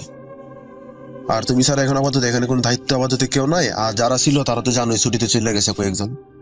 আসলে ভাই সত্যি বলতে কি জানেন, প্লাম্বারে বলতে একমাত্র আমি ছাড়া কেউ এখানে ছিল না। আর হসপিটাল তো সিজার হইতেছে, আপনার অবসর হইতেছে, অনেক কিছু হইতেছে। এত কিছু হইতে হলে অবশ্য পানির হয়তো জরুরি দরকার, আর আমি না থাকলে হইতে পারছে না। কিন্তু দিনের বেলা যে আছে সে একবারে নতুন, মানে সে কাজ বলতে কিছু বোঝে না। বাধ্যতামূলক আমারই বর্তমানে দায়িত্ব হয়, যে সময় ফোন দিয়ে রাত নাই দিন নেই আমার এখানে যাইতে হয়। কিন্তু ডাক্তার আমি বলে দিছি যে আমি এত রাত দিন ডিউটি করতে একা তো পারবো না, কারণ আমি তো একজন মানুষ। কারণ আমার বলছিল যে সমস্যা নাই, রাত্রিবেলা আইসা ডিউটি করতে পারতো, যখন পানি লাগবো তোমার ডাইকে দিব, তোমার এখানে রুম দিয়ে হয়েছে, তুমি রুমে দরকার হলে ঘুমাইবা, রাত্রে ঘুমাও দিনও ঘুমাও, সমস্যা নেই, দরকার লাগলে তোমাকে ডাক দিয়ে হইবো বা সদব করে দিয়ে হইবো। পরে আমি একটু বললাম তাহলে ঠিক আছে সমস্যা নেই, তাহলে আমি 24 ঘন্টা ডিউটি করতে সমস্যা নেই আমার।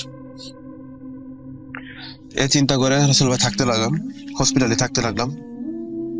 থাকতে থাকতে হঠাৎ একদিন রাতে একটা শব্দ আসে, এত একটা গর্জন ভয়ঙ্কর, মানে ঘোড়ার পার শব্দ, এরকম কম কম কম একটা শব্দ হইতেছে। পরে আমি বাইর হলাম। আবার আমার পাশে আবার ওইখান দিয়ে একটু দূরে একটা মসজিদ ছিল। তখন আমার খেয়ালটা ছিল না, মুস্কান আপা নিশ্চিত করেছিল মসজিদ দিকে না যাওয়ার জন্য। আমি বাধ্যতামূলক কি কারণে যেন ওইখানে আবার চলে গেছিলাম মসজিদ দিকে। মসজিদ দিকে যাওয়ার পরে খেয়াল করলাম মানে এমন একটা নিঃশ্বাস ফালাইতেছে, মানে বিশাল বড় বড় নিঃশ্বাস, কেমন যেন একটা অপর অপর থাকতেছে। হুজুর তো আমাকে দোয়াটা দিয়েছিলাম, দোয়াটা পড়তেছিলাম, এত শরীরে বেশি লাগতেছে না। তখন আমি হাইটে সামনে যাইতেছি, কিছু খেয়াল করি না, হঠাৎ পিছনে ঘুরে তাকাইতে আমার পিছনে একজন ঘোড়া দাঁড়াই আছে, ঘোড়ার উপর একজন মানুষটা বলে দাঁড়াই লইছে, যে ঘোড়ার উপরে একটা ছুরি নিয়ে আসে, আর ঘোড়ার উপর বসে আছে, আর মাথায় একটু টুপি, পাগড়ি পরা টুপি পরে আছে। তখন রাসেল ভাই আমি খেয়াল করলাম যে মাথায় টুপি পাগড়ি পরার পরে তারপর হাতে একটা ছুরি নিয়ে আসে বসে আছে। আমাকে বলতেছে যে এখানে আমি কিসের জন্য আসছি। পরে আমি বলছি এখানে আমি আসছি এমনি, আমি একটু শব্দ শুনতে পারলাম তাই জন্য আসছি। কিন্তু ঘোড়াটা অপর পাশে ছিল, লোকটা আমার পিছন থেকে কথা বলতেছে, মানে ঘোড়াটা আমি ছিলাম ঘোড়ার পিছনে, ঘোড়া ছিল আমার সামনে, এরকম ভাবে আমি কিছু ঘোড়া দেখতে পারতেছি, ঘোড়ার পিছন দেখতে পারতেছি, কিন্তু সামনে দেখতে পারতেছি না। কিন্তু সেই লোকটা সামনে ছিল, কিন্তু আমার দিকে তাকায় না, পিছন দিকে রয়েছে। তারপরে হঠাৎ বলতেছে এখান থেকে চলে যাওয়ার জন্য আমার। আমি বলছি ঠিক আছে চলে যাবো। আমি যখন ঘোড়ার সামনে যাবো খেয়াল করলাম ঘোড়ার মাথা নেই, আর রক্ত টপ টপ টপ টপ করে রক্ত পড়তেছে, আর এই রক্ত টপ টপ আর ঘোড়ার নিঃশ্বাসটা এমন হইতেছে। তখন আমি একভাবে একটা বই পাওয়ার পরে এত জোরে একটা চিল্লি দিয়ে এখানে জ্ঞান হারিয়ে ফেলি। কারণ রাসেল ভাই বুঝতে পারছেন মাথার এমনি ঘোড়ার মাথা নেই, তারপরে রক্ত পড়তেছে, আর ঘোড়ার একটা নিঃশ্বাস আর হুম হুম করে একটা শব্দ হইতেছে, এত ভয়ঙ্কর রাসেল ভাই। আমি আর খেয়াল কন্ট্রোল করতে পারি না নিজেকে, তখন আবার পরে যাই। পরে যাওয়ার পর চিল্লি দেওয়ার পর ইমাম সাহেব ছিল মসজিদের পাশে, আবার ইমাম সাহেব ধীরে আসে। ইমাম সাহেব আসার পরে আমাকে ধরে, ইমাম সাহেবের নাম ছিল আলী, তিনি আমাকে দোয়াটা পরে তারপরে কিছু পরে হুজুর চলে যায়। যাওয়ার পরে জিজ্ঞাসা করতেছে কি হয়েছে। পরে বললাম যে এমন এমন সমস্যা। তোমাকে নিষেধ দেওয়ার পরে তুমি কেন এখানে আসো? হুজুর এরকম সমস্যা, ভাবছি আপনার কোনো শরীর খারাপ হইব, আর এরকম শব্দটা শোনার পরে আমি দূরে বাইরে আসলাম, কারণ ভাবলাম হয়তো আপনার কোনো সমস্যা, তাই জন্য আসছিলাম। পরে ইমাম সাহেব বলছো না এরকম কোনো সমস্যা হইলে কোনো সময় বাইরে না, আর এখন কোনদিন বাইরে হইব না, দরকার আমার ফোন দিবা।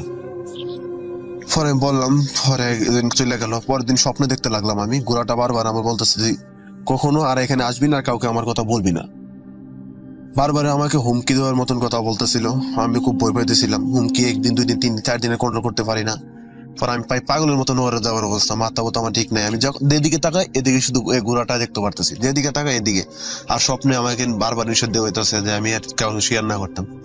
পরে ইমাম সাহেব বলতেছে কি সমস্যা, আমি বলতে পারি না। পরে ইমাম সাহেব আমাকে একটা গুন্টির ভিতরে বসানোর পরে ইমাম সাহেব কিছু দোয়া টোয়া পড়ার পরে তার কিছু জিনের সাথে কথা বলে, আমার বেশি নিয়ে কথা বলার পরে জিন বলতেছে যে ওর ভিতরে কিছু জিন প্রবেশ করে গেছে, আর কিছু জিন ওরে ব্যবহার করতেছে, কিন্তু ওর ক্ষতি করতেছে না, কোনো ক্ষতি করার চেষ্টা করতেছে না, আর ওরে কোনো ইয়া নাই, মারা কোনো চিন্তা ভাবনা নাই। তাদের চিন্তা একটা ওরা একটু ভয় দেখানো, আর ওর নিয়ে একটু মজা করানো, মানে এরকম ভাবে কিছু বলছিল আমাকে নিয়ে, সেটা আরো কিন্তু তদন্ত দিছিল। পরে বলতেছে যে মাথাঘাটা যে ঘোড়াটা আমাকে নিয়ে দিতে চাই তাদের দেশে, মানে কোন একটা কারণ বসতে আবার দিয়ে যাবে। তখন বলতেছে আটকানোর পথ হইতে পারে এখান থেকে বদলি করে দিতে হইব, আর নাইতে পারে নাইট ডিউটি থেকে সরাই দিতে হইব।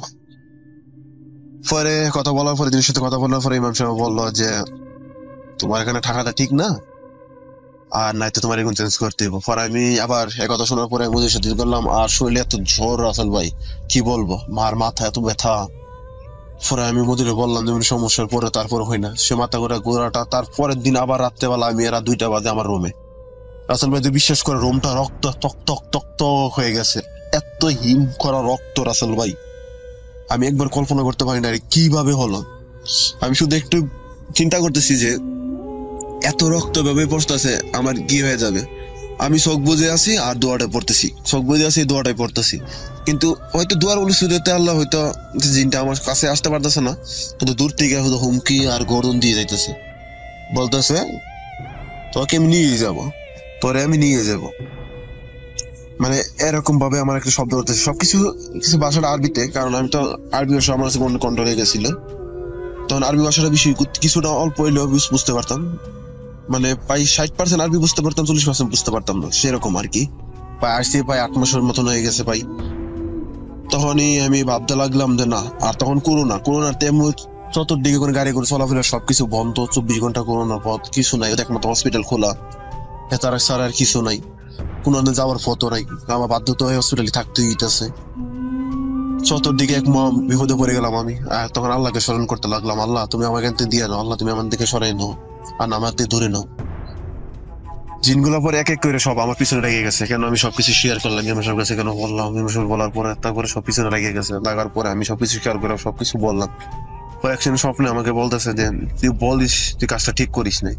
তো আমি বললাম যে আমি বলি নাই। তুই বলিস তাই তোর কারেন্ট জিন বলছে। আমি বলছি আমার কারেন্ট জিন বলতে পারে, সেটা তো আমার তো কোনো দোষ নাই, কেন তোর কারেন্ট জিন বলবো কেন?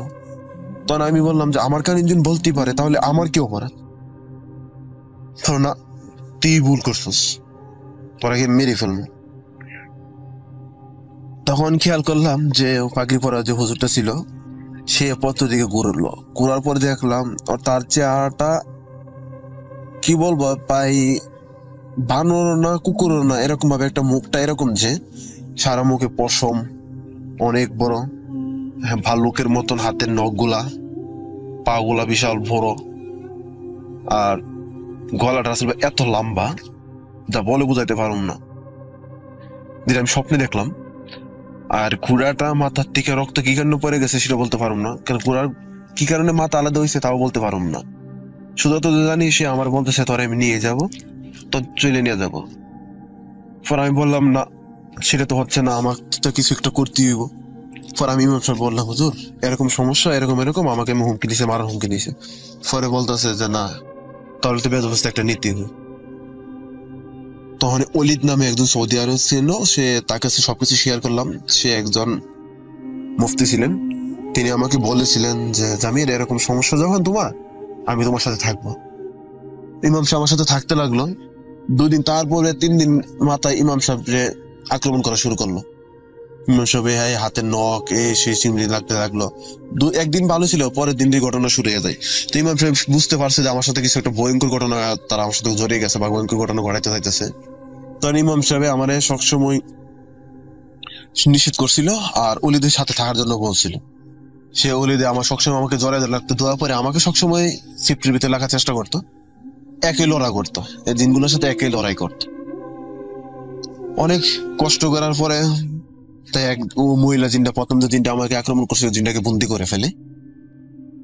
বন্দি করার পরে এক বোতলে বন্দি করে আমার বলছে পানির বোতল দেওয়ার জন্য, পানির বোতল ছিল আমার এখানে, পানির বোতল ছিল, বলছে পানিটা ফালাই দেওয়ার জন্য, পানিটা ফালাই দিয়ে পরে বোতলে বন্দি করে।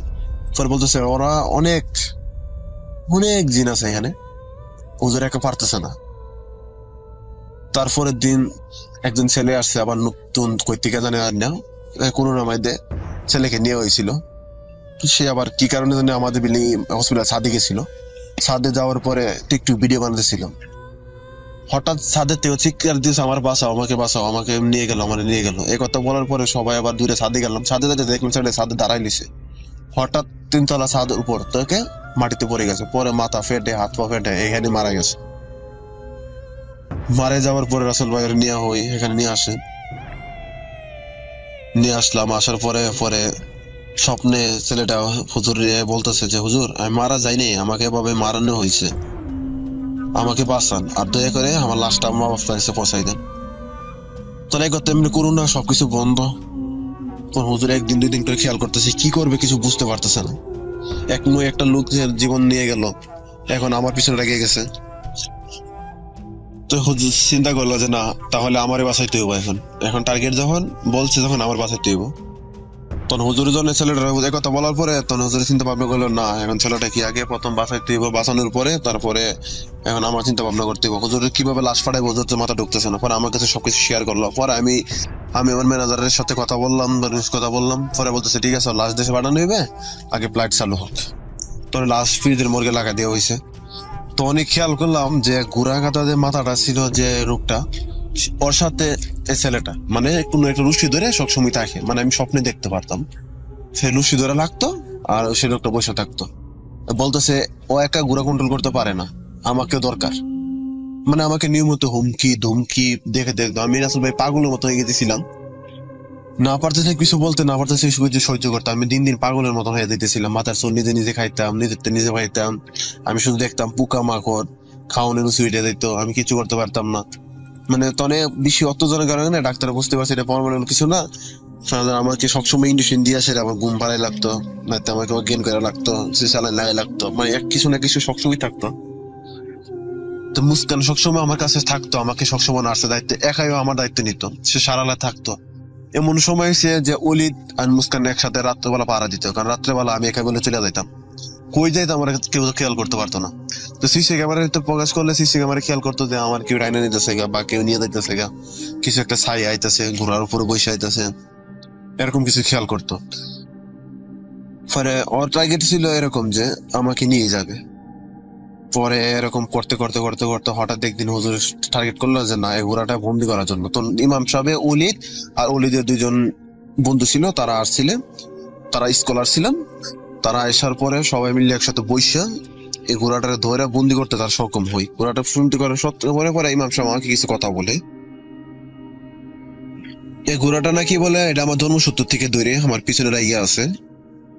আর পিছনে আছে বলতে এটা আমার বাংলাদেশ সুনামগঞ্জ তায়েরপুর থানাতে, এখান থেকে কিছু একটা সম্ভব ওইখানে পাহাড়ের থেকে ওইখানে গেছিলাম আমি ছোটবেলা বলে, ওইখানে আব্বু আম্মু এখানে বলে আমার নিয়ে গেছিল। ওইখানে যাওয়ার পরে কোনো একটা সম্ভবত আমি ছোট ছিলাম, তখন আমি খেলাধুলার পথে একটা পাথর নিয়ে বলে আমি ওইখানে ডিল মারছিলাম যেখানে ঘোড়াটা থাকতো। কিন্তু থাকার পরে সে আমাকে সবসময় খুঁজে বেড়াইতো, পাই না পাই না। হঠাৎ একদিন কি কারণে যে সৌদি আরবে এখানে এসে বলে আমাকে খুঁজে পাই। কিন্তু রাসেল ভাই আমি এটা একটা কল্পনা করলাম যে, মানে কল্পনা বলতে একটা ভাবতে লাগলাম যে আমি ছোটবেলা যদি এরকম হইতো তাহলে সে আমার সাথে প্রায় 20টা বছর ধরে, তাহলে আমি একদিক সেদিক আছি, মানুষ আছে, সে আমাকে খুঁজে পাইলো না।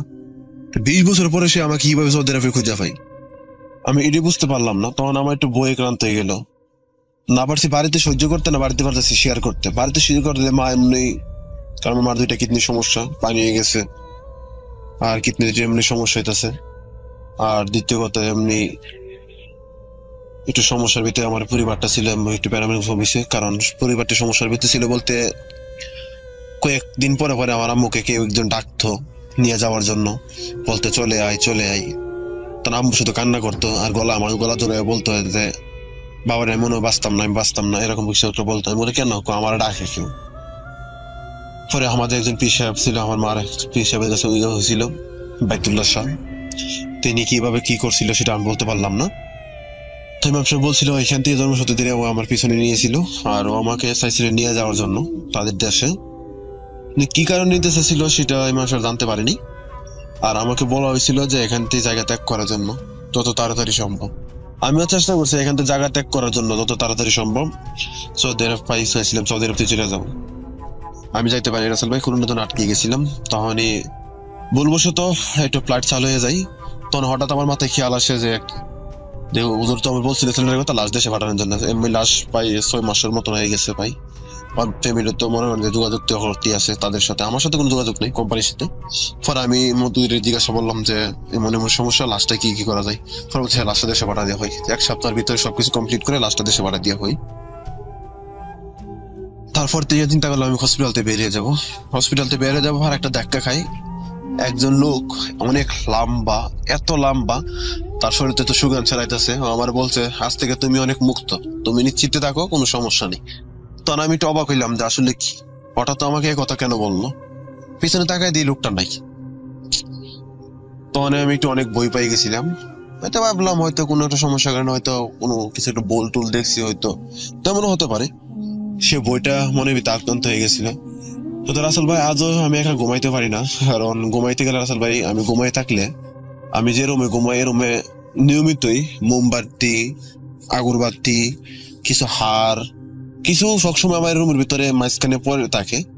যেখানে আমি খাওয়া দাওয়া করি এখানে রুমে মাঝখানে বসে খাওয়া দাওয়া করতাম, সেইখানে পরে থাকতো প্রত্যেক দিন। এখনো নিয়মিত, এখনো প্রায় সময় ঘটে, কিন্তু আবার আপাতত মাসানিক ধরে ঘটনা একটু কিছুটা কম হইতেছে, কিন্তু নিয়মিত এগুলো ঘটতেই আছে। মানে মোমবাতি, কিছু হার, কিছু পরে থাকতো এখানে, কিন্তু এখান থেকে এখন নিয়মিত ঘটতেই থাকে।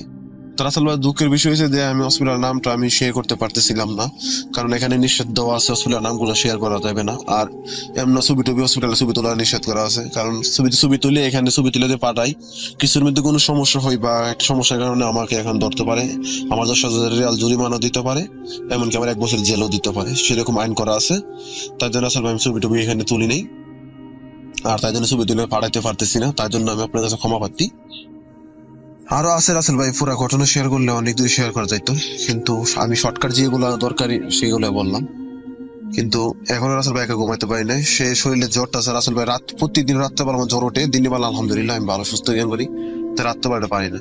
রক্ত পরীক্ষা করলাম, পশা পরীক্ষা করলাম, কত কিছু পরীক্ষা করলাম। রাসেল ভাই এখন পর্যন্ত আমি জ্বরটা কি জন্য এটা করতে পারতেছি না। আর এখানে রাসেল ভাই একটা কথা বলি, এখানে কোনো সৌদি আরবে তাবিজ তুবিজ বা এরকম কিছু চলে না। বাংলাদেশে যায় তাবিজ তুবিজ দিয়ে বন্ধু, এখানে শুধু একমাত্র কিছু দোয়ার উপর নির্ভর আর কিছু পানি পরে কিছু দেই, এখানের উপর নির্ভর করে চলে। কিন্তু রাসেল ভাই ভৌতিক ঘটনাটা আসলে এরকম, যার সাথে ঘটে সে বোঝে তার বেদনা। আর আমি এখনো সৌদি আরব কর্মরত আছি, আর এখন আপাতত হসপিটাল ছেড়ে আমি এখন একটা কোম্পানিতে আপাতত জব নিছি। এখন রাসেল ভাই সে কথা মনে হলে এখনো কাঁপে। কিন্তু বিশেষ করে রাসেল ভাই ঘটনা যে ঘোরার ঘটনাটা একটু আমার জীবনটা রাসেল ভাই প্রায় শেষ দিকে করে দিছিল। যাক, মনে আল্লাহ তাআলা হয়তো কিছু না কিছুর জন্য বাঁচিয়ে রাখছে। আর আমার আব্বু মারা গেছে এই রমজানে, কয়েক রমজানের আগে মারা গেছিল, প্রায় 6 মাস হয়ে গেল। 18 রমজানে মারা দিয়ে 18 এপ্রিল মারা গেছিল। আমি 18 এপ্রিল সৌদি আরবে আসছিলাম, তখন 3 বছর যখন আমার যেদিন পূর্ণ হলো সৌদি আরবের বয়স, সেদিন রাত্রে রাত 3 কোটি আমার আব্বু মারা যায়। কোনো একটা সমস্যার কারণে মারা গেছে। সবাই আব্বুর জন্য দোয়া করবেন রাসেল ভাই, আর আমার জন্য সবসময় দোয়া করবেন, সুস্থ দান করতে পারি। আর সবাই রিসেন্টলি দূরে বলি, ঘটনা আর কিছু আছে শেয়ার করবো অবশ্যই। আমার হসপিটালের ঘটনা তো শেয়ার শেষ হলো, তারপর পাহাড় অঞ্চলের একটা ঘটনা আছে, সেটা শেয়ার করবো। তাছাড়া আরেকটি ঘটনা আছে যে আমি কোম্পানি ডিউটি করি, এখানে একটা ঘটনা আছে, এখানে শেয়ার করবো অবশ্যই। কোম্পানি ঘটনা অবশ্যই শেয়ার করবো সবার আগে, কারণ কোম্পানি ঘটনাটা এরকম যে এখানে 3টা লোকও মারা গেছে, আরো কিছু সমস্যা আছে। যাই হোক, আমি একসময় শেয়ার করে দেবো ইনশাল্লাহ। সবাই ভালো থাকবেন, সুস্থ থাকবেন, সবার জন্য ভালো থাকবেন। ওকে, আসসালামু আলাইকুম। আমরা চলে যাব আমাদের পরবর্তী ঘটনায়, এবং আশা করছি যে এই ঘটনাটি আপনাদের ভালো লাগবে। এটি একটা ইমেল, এবং এই ইমেলটি আমি রেখে দিয়েছি একদম সবার শেষে প্লে করার জন্য, তবে তার পরেও একটা অডিও ক্লিপ আছে যদিও। ছোট্ট একটা ইমেল, চলুন শুনে আসি, আশা করছি ভালো লাগবে।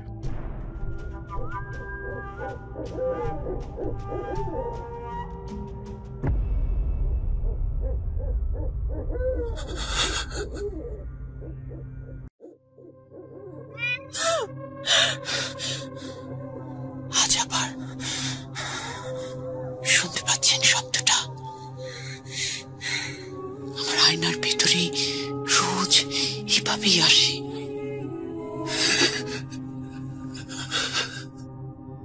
Bhoot.com with Russell.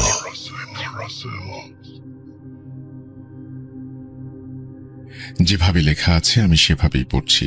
আসসালামু আলাইকুম, কেমন আছেন জানতে চাইলাম না, কারণ আমি জানি আপনি সবসময় ভালোর দলে। আমি টাঙ্গাইল জেলা গোপালপুর উপজেলা হাদিরা দক্ষিণ পাড়া থেকে লিখছি। আমার নাম মোহাম্মদ সাকিবুল ইসলাম শুভ। আমি আমার ছোট ভাই শান্ত 2016 থেকে ভূত FM শোনা শুরু করি, এবং 2020 থেকে ভূত.com। আমরা দুজনেই ভূত.com এর নিয়মিত লিসেনার। এটা আমার ভূত.com এর প্রথম ঘটনা। ভুল ত্রুটি হলে ক্ষমা সুন্দর দৃষ্টি দেখবেন। আমি কথা না বাড়িয়ে সরাসরি ঘটনায় চলে যাই। ঘটনাটি আমার এলাকার হায়দার আলীর সাথে ঘটে যাওয়া একটি ঘটনা। তিনি এখনো জীবিত আছেন। ঘটনাটি যে স্থানে ঘটেছে আমি সেই স্থানের একটু বিবরণ দেই। একটা বিশাল বড় চাষের জমি, তার এক পাশে ভিটে যেখানে দাঁড়িয়ে আছে বিশাল এক শিমুল গাছ, আর চারপাশে জঙ্গলে ভরা। ওই ভিটের নাম ধামার তলা। এর পাশ দিয়েই বয়ে চলেছে একটা খাল। খালটির বিবরণ দেই, এটা এমন একটা খাল যার ঘটনা জানে না এমন লোক আমাদের এলাকায় নেই। এই খালে রোস্তম মিয়াকে শরীর থেকে মাথা আলাদা করে হত্যা করা হয়েছে। আরো 2 জনের রহস্যজনক মৃত্যু ঘটেছে এখানে। তাদের মধ্যে একজনের ছেলে গরুর জন্য ঘাস কাটতে গিয়ে আর একজনের মেয়ে শামুক সংগ্রহ করতে গিয়ে মারা গেছে।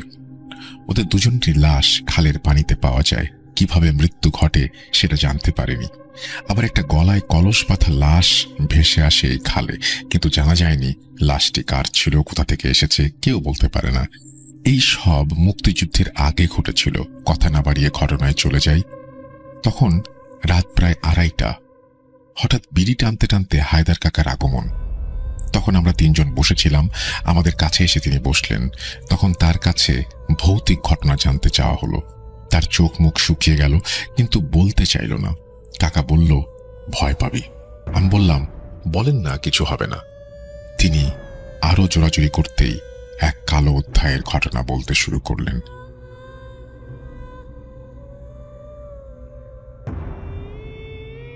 তখনও আমাদের দেশ স্বাধীন হয়নি, আমরা পাকিস্তানের সাথে যুক্ত। আমি তখন যুবক, প্রচুর অভাব। আমি কাজ করি লোকের, আর বয়স তখন 19, বিয়েও করিনি। ধান চাষের সময় একটা কাজ পাই, জমিতে পানি সেচতে পারি। এই ঘামার তলায় খুব খুশি হই কাজটা পেয়ে। রাতে সেখানেই থাকতে চাই, ছোট একটা ঘরও আছে, মাইনেও ভালো। আমি কিছু না ভেবেই রাজি হয়ে গেলাম। শনিবার থেকে আমার কাজ শুরু। প্রথমে হালকা ভয় লাগে, কিন্তু আমি 1 সপ্তাহ কাজ করার পর ভয়টা কেটে যায়। সমস্যা হয় 1 সপ্তাহ পর শনিবার রাতে। সেচ দেয়া শেষ করে ঘুমিয়ে গেছি, হঠাৎ করে আমার ঘুম ভেঙে গেল। তখন আনুমানিক রাত 2টা বা 2:30। আমি উঠলাম, উঠে বিড়ি টানতে লাগলাম আর বাইরে গিয়ে টয়লেট করে আসলাম। ঘুমাতে যাব, ঠিক তখনই আমার ঘরের উপরে বিশাল কিছু একটা পড়লো। মনে হলো শব্দ বিকট। আমি ভয় পাইনি। তখনই আমি বাইরে গিয়ে দেখলাম কিছু নেই। সেদিন কিছু ঘটলো না। সাহস বেড়ে গেল। তারপরের রাতে একই ঘটনা। ওই ঘটনার সাথে আমি যেন পরিচিত হয়ে যাই। তারপর শুরু হয় আর একটা সমস্যা। এবার ওপরে নয়, আমার ঘরের দরজায় টোকা। 1 বার, 2 বার, 4 বার। আমি দরজা খুলে দেখি কিছুই নেই। এভাবে কেটে গেল কয়েকদিন। দরজা খুলে কাউকেই দেখতে পাই না। তারপর 2 দিন স্বাভাবিক, শব্দ নেই, কিন্তু আমি যেন ওই শব্দ শোনার অপেক্ষা করি। 3য় দিন একটা টোকার শব্দ, গোঙানোর শব্দ পাই। আমি তখনও জানতাম না আমার সাথে কি ঘটতে চলেছে। এই গোঙানোর শব্দ দিন দিন বেড়েই চলতে থাকে। হঠাৎ একদিন শুনলাম কেউ গোঙাচ্ছে আর ঘরের চারপাশ দিয়ে দৌড়াদৌড়ি করছে। কিছুক্ষণ পর সব ঠান্ডা। ভিটের মেশিন ঘরের দরজার নিচের কিছু অংশ ফাঁকা। হঠাৎ আমি লক্ষ্য করি দরজার নিচ দিয়ে কিছু একটা প্রবেশ করছে। আমি দেরি না করে হাতে একটা রেঞ্জ নিয়ে বেরিয়ে পড়ি এবং দেখতে পেলাম ব্যাঙ আকৃতির একটা বড় মাথা ঘরের ভেতরে, বাকি অংশ বাইরে। আমি কিছু না ভেবেই রেঞ্জ দিয়ে সজোরে সেটাকে আঘাত করি। প্রাণীটি পালিয়ে যায়। আমি তখন একটু চিন্তিত হয়ে পড়ি, এটা আবার কি? এমন আকৃতির প্রাণী আমি জীবনেও দেখিনি। আমার ভয় কাজ করেনি, কিন্তু অবাক হয়েছি বটে। এটা আবার কি? এর পরের রাতে আমি যখন ঘামার তলায় যাই এবং কাজ শেষ করে বিড়ি খাই, তারপর বিছানায় শুয়ে পড়ি। শুয়ে পড়ার 10 মিনিটের মধ্যেই দরজায় কড়া নাড়ছে কেউ। 2 বার, 3য়বার কড়া নাড়ছে। আমি তখন হাতে আবারও রেঞ্জ নিয়ে দরজা খুলি। দরজা খুলে আমি যা দেখলাম, মৃদু আলোতে ব্যাঙ আকৃতির একটা প্রাণী, তার মাথা ছিল শিয়ালের মতন অনেকটা, এবং ভয়ে আমি রেঞ্জ দিয়ে জোরে সেটাকে আঘাত করি। আমি ভেবেছিলাম এই প্রাণীটিকে যদি ছেড়ে দেই আমাকে মেরে ফেলবে। অতঃপর একের পর আঘাত করতে লাগলাম। আঘাত লাগার জন্য প্রাণীটি পালিয়ে গেল। আমি ওর পেছনে যেতে লাগলাম। ধান ক্ষেতের সরু আইল দিয়ে দৌড়ে একের পর আঘাত করতে থাকি। হঠাৎ দেখি আমি খালের পাড়ে এসে পড়েছি। আমার হুঁশ ফিরল, আর অমনি প্রাণীটি ঘুরে দাঁড়িয়ে আক্রমণাত্মক হয়ে গেল। এবার আমি কিছুটা ভয় পেলাম। প্রাণীটি হিংস্র হয়ে ওঠে, আমার দিকে এগিয়ে আসতে থাকে। প্রাণীটি আমার 2 হাত বরাবর এসে পড়ে। আমি ভয়ে কাঁদতে কাঁদতে পাগলের মতো রেঞ্জ দিয়ে আছড়ে পড়ি প্রাণীটির ওপরে। আমি বারবার প্রাণীটির মাথায় আঘাত করতে লাগলাম। এবার করুণ আর্তনাদ চিৎকার করে উঠল প্রাণী। আমার সাহস বেড়ে গেল। প্রাণীটির আর্তনাদ যেন দুনিয়া এফোড় ওফোড় করে দিল। পরিবেশ পরিবর্তিত হয়ে গেল। ঘন কালো মেঘে ছেয়ে গেল আকাশ। আমার শরীরের সব শক্তি দিয়ে সজোরে ঘন ঘন আঘাত করছি প্রাণীটিকে। প্রাণীটির দেহ নিথর হয়ে পড়ল। তখন আমি আঘাত করা থামিয়ে দিই। দূর থেকে আজানের ধ্বনি ভেসে আসে। আমি প্রাণ নিয়ে ছুটে পালালাম। বাড়িতে গিয়ে আমি জ্ঞান হারাই। এরপর 7 দিন জ্বরে ছিলাম। এই 7 দিন আমি কিছুই করতে পারিনি, কোনো কথা বলতে পারিনি। কাজ হারানোর ভয়ে ঘটনাটি কাউকে বলিও নি। আর ভাবলাম সব তো শেষ হয়ে গেছে। আমি জানি না যে আমার জন্য কি অপেক্ষা করছে। সুস্থ হয়ে আবারও কাজে ফিরলাম। 2 দিন ভালোই কাটলো। আমি মনে মনে ভাবলাম এবার শান্তি মতো সব ঠিক হয়ে যাবে, ঘুমাতে পারবো। কিন্তু পরের দিন ছিল বুধবার। বুধবার রাতে আমি যথা নিয়মে কাজে যাই এবং কাজ শেষ করে মেশিন ঘরের দিকে রওনা দেব। হঠাৎ আকাশ কালো মেঘে ছেয়ে যায়, বজ্রপাত শুরু হয়। তখন আমি খালের পাড়ে দাঁড়িয়ে আছি। আমার মনে হলো আমার পাশ দিয়ে কিছু একটা যেন চলে গেল। একটু পরে ধান ক্ষেতগুলো নড়ে উঠলো। আমি ভাবলাম শেয়াল হয়তো। দ্রুত ঘরে চলে আসলাম। প্রচন্ড বজ্রপাতের শব্দে আমার কান ঝালাপালা হয়ে গেল। তখন আনুমানিক রাত 10টা থেকে 11টা। প্রচন্ড বাতাসে আমার ঘরটি কেঁপে উঠল। বাইরে থেকে কর্কশ কণ্ঠে কেউ বলে উঠল তার ছেলেকে নাকি আমি হত্যা করেছি, এবং আমার শরীর মুহূর্তের মধ্যে শীতল হয়ে যায়। আমি দেখি বড় অবয়ব আকৃতির কিছু একটা।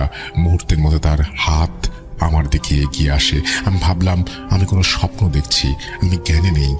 সে আমাকে ঘর থেকে বের করে উঁচু করে ক্রমাগত বাড়ি দিতে লাগলো। আমার পুরো শরীর ব্যথায় কাতরাতে শুরু করলাম আমি। অবয়বটি বিশ্রী হাসি দিতে লাগলো। আবার আমি অজ্ঞান হয়ে গেলাম। তারপর কতক্ষণ পরে জ্ঞান ফিরেছে জানি না। জ্ঞান ফেরার পর অবয়বটি আবার আমার দিকে এগিয়ে আসে, বিশ্রীভাবে হাসি দেয়, মাটি থেকে উপরে তুলে নেয় অনেক উঁচুতে সেই বিশাল শিমুল গাছটির দিকে। সে নিয়ে যায় আমাকে সেখানে। কান্না করার চেষ্টা করছিলাম কিন্তু পারছিলাম না, যেন আমার দেহ নিরুপায়, সেই অবয়বটির মায়া জালে বন্দি। সে ঝোপঝাড় মোটা লতা পাতা দিয়ে আমার গলা পেঁচিয়ে ফেললো। আমি শুধু অপলকভাবে দেখছিলাম, কিছুই করার ছিল না। লতা পাতা পেঁচিয়ে আমাকে ঝুলিয়ে দিল সেই শিমুল গাছটায়, আর তার বিশ্রী রকমের হাসির আওয়াজ আমার দেহ থেকে যেন প্রাণটাকে বের করিয়ে নিয়ে যেতে চায়। আমাকে উন্মাদ করে তুলল তার সেই হাসি। আমি বাঁচার জন্য প্রাণপণ ছটফট করতে লাগলাম, লাভ হচ্ছিল না। দোয়া কালাম যা জানি সব পাঠ করলাম। ঠিক হঠাৎ আল্লাহর রহমত আমি দূর থেকে শুনতে পাই আজানের ধ্বনি, আর অমনি পড়ে যায় বিশাল সেই শিমুল গাছটা থেকে, যার কারণে আমার হাত ভেঙে যায় এবং এখনো আমার হাত পাকা। এই ছিল হায়দার কাকার সাথে ঘটে যাওয়া ঘটনা, সত্য ঘটনা। প্রমাণ হিসেবে আমি আপনাকে তার হাতের ছবি পাঠিয়ে দেব। অনুরোধ রইল ছবিটা শেয়ার না করার। গুছিয়ে লিখতে পারলাম না বলে আন্তরিকভাবে দুঃখিত। আমি এসএসসি পরীক্ষার্থী, আমার জন্য দোয়া করবেন, এই বলে তিনি তার ঘটনা শেষ করেছেন। থ্যাংক ইউ ভেরি মাচ আপনার ঘটনার জন্য। আশা করছি এই ঘটনাটি আপনাদের ভালো লেগেছে। যদি ভালো লাগে অবশ্যই আমাদের জানাবেন। আমরা চলে যাব আমাদের পরবর্তী ঘটনায়।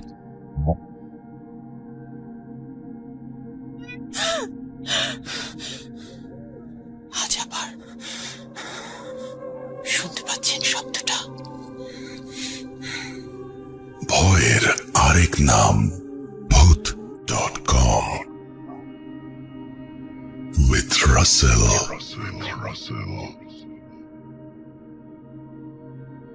আসসালামু আলাইকুম রাসেল ভাই এবং প্রিয় ভূত ফেমের শ্রোতাবৃন্দ। আশা করি সকলেই ভালো আছেন আল্লাহর রহমতে। আমি মোহাম্মদ ইউসুফ বলছি উত্তরা থেকে। আমার দেশের বাড়ি সিরাজগঞ্জ, আর আমি যে ঘটনাটি এখন শেয়ার করব মূলত সেটা আমার সিরাজগঞ্জেই সদর উপজেলায় ছনগাছা ইউনিয়নে কোনো একটা গ্রামের ঘটনা। প্রথমে বলে রাখি রাসেল ভাই, আমি ভূত এফএম থেকে শুরু করে আজ ভূত.com এ যতগুলো পর্ব হয়েছে সবগুলোই শোনা হয়েছে। আর ভূত এফএম বা ভূত.com ছাড়া বা আপনার মেইল পড়া ছাড়া, এগুলো ছাড়া আসলে আমার ঘুমানোটা কল্পনা করা যায় না। ভূত এফএমকে আসলে অনেকটা ভালোবাসি। তো এখন যে ঘটনাটা শেয়ার করব সেটা আসলে আমার মামার বাড়ির ঘটনা, মামাতো ভাইকে কেন্দ্র করে। তা আসলে মাছ ধরার একটা ঘটনা। তো সঙ্গত কারণে আমি আমার মামাতো ভাইটার নাম প্রকাশ করছি না, তা আমি সেই কারণে একটা অন্য নাম ইউজ করছি, শওকত হিসেবে ইউজ করছি। তো আমার দুটা মামা, বড় মামার ছেলের নাম শওকত আর ছোট মামা, তারা ঠিক করে যে আসলে মাছ মারতে যাবে। খালায় বাসা থেকে হাফ কিলো দূরেই একটা খাল ছিল এলাকাতেই। তো যেরকম কথা সেরকম কাজ। সন্ধ্যার দিকে বের হয় আসলে মাছ ধরতে যাবে। সেই জন্য আসলে চেনেন বা অনেকে জানেন যে গ্রামে ছিপজাল বলে থাকে। এই 4টা বাঁশ দিয়ে 4 কোণারে জালি বা যেটা হোক নেট ওটা বাঁধা থাকে, আর 2টা বাঁশ পাড়া থাকে পানির উপরেই ভাগি। তো এরকম করে আসলে মাছটা ধরা হয় গ্রামে। তো ওটা দিয়ে আসলে মাছ ধরার কথা ছিল। রাত্রে সন্ধ্যার পরে আসলে বের হয়। সন্ধ্যা থেকে মোটামুটি 8-9টা পর্যন্ত ভালোই মাছ মারতেছিল আর কি। তো যাই হোক, এভাবে 9টা পর্যন্ত মাছ মারা শেষে 10টার দিকে ছোট মামা আর শওকত ছিল আসলে মাছ মারার ওইখানে। মোটামুটি ভালোই কিছু মাছ মারছে। আর চারদিকে তখন গ্রামের রাত, মানে অনেক রাত, প্রায় 10টার কাছাকাছি। তো প্রচুর রাত, 14 অন্ধকার। মানে মামার সেদিন আবার মাছ নিয়ে মানে ওই মামির বাসায় যাওয়ার কথা। হ্যাঁ, তো মামির বাসায় যাওয়ার কথা। তো মামা তো ভাইকে বললো যে তাহলে তুই মারতে থাক, আমি মাছ কটা নিয়ে গেলাম। আর আমার যে বড় মামা ছিল উনি আসবে একটু পরে, বাসা থেকে উনি আসবে। দিয়ে তারপর ছোট মামা চলে গেল। ও মূলত তখন ওইখানে একাই, রাত 10টা। আর জালিটা বাঁধা ছিল আসলে কিনারা থেকে, খালের কিনারা থেকে বুক পানি দিয়ে যেতে হয় আপনার 10-12 হাত সামনে, এত দূর বুক পানি দিয়ে গিয়ে জালির উপর উঠতে হবে, মানে বাঁশ দিয়ে বাঁধা থাকে ওটার উপর উঠতে হবে। তো ওইখানে এই পর্যায়ে ওইখানে মাছ মারতে ছিল রাত বাজে 10টা। তো মারতে মারতে একটা সময় খেয়াল করে যে আসলে জালির ভিতরে কালো কি যেন একটা মানে দেখা যাচ্ছে, জালি যখন তুললো তখন কালো কি যেন একটা দেখা যাচ্ছে। তো এই মুহূর্তে তো ওঠার পরে মানে তীব্র মাছ পচা যে গন্ধ, মানে এত গন্ধ যে মানে টেকা কঠিন, চতুর্দিক অন্ধকার, জাস্ট একটা টর্চ লাইটের আলোতেও দেখতেছে যে জালির ভিতরে অনেক গন্ধ, মানে প্রচুর গন্ধ বের হয়েছে, প্লাস কালো বস্তার মতো, অনেক বড় বস্তার মতো উঠছে। আর জালির যে চতুর্দিকে যে বাঁশ বাঁধা ছিল ওগুলো মানে ভেঙে যাওয়া অবস্থা। এমতো অবস্থায় ও কিছুটা বুঝতে পারে যে এটা আসলে ভালো কিছু না, যে এলাকার ভাষায় যেটাকে বলে যে মাইসা দেওয়া আর কি। তো মাইসা দেওয়া এটা তো বুঝতে পারছি। তো এই মুহূর্তে এখন ও একটু ভয় পাচ্ছে। তো এমনি সাহসী ছেলে, গ্রামের ছেলে, ওর সাথে এর আগেও অনেক রকমের ঘটনা ঘটে গেছে। তো বুঝতে পারছে যে আসলে এরকম মাইসা দেওয়া টাইপের কিছু একটা। তো এর কিছুক্ষণ পরে 2 বা 1.5 মিনিট পরে বড় মামা আসে, এসে ডাক দেয় যে শওকত কই, বা এরকম কিছু একটা। তো বলে যে আব্বা আমি এই যে এইখানে। তো পরে লাইট নিয়ে এখানে কাছে আসে, তখনও কিন্তু ওইটা কিন্তু যায় নাই, ওইখানে আছে। তো এই মত অবস্থায় আমার মামাতো ভাই আবার ওকে একটা গালি দিয়ে বসে, মানে বাজেভাবে একটা গালি দিয়ে বসে। গালিটা বলে যে তুই পারলে যাইস আমার বাসাতে, দেখি কি ছিড়তে পারস, কি করতে পারস। তো এটা বলে মামার সাথে বলে মাছ নিয়ে বাসায় চলে আসছে। চলে এসে খাওয়া দাওয়া করে রাত মোটামুটি তখন 10:30টার মতো বাজে। তো বাসায় চলে এসে দেন খাওয়া দাওয়া করে ঘুমাইছে, ওর রুমে ঘুমাইছে।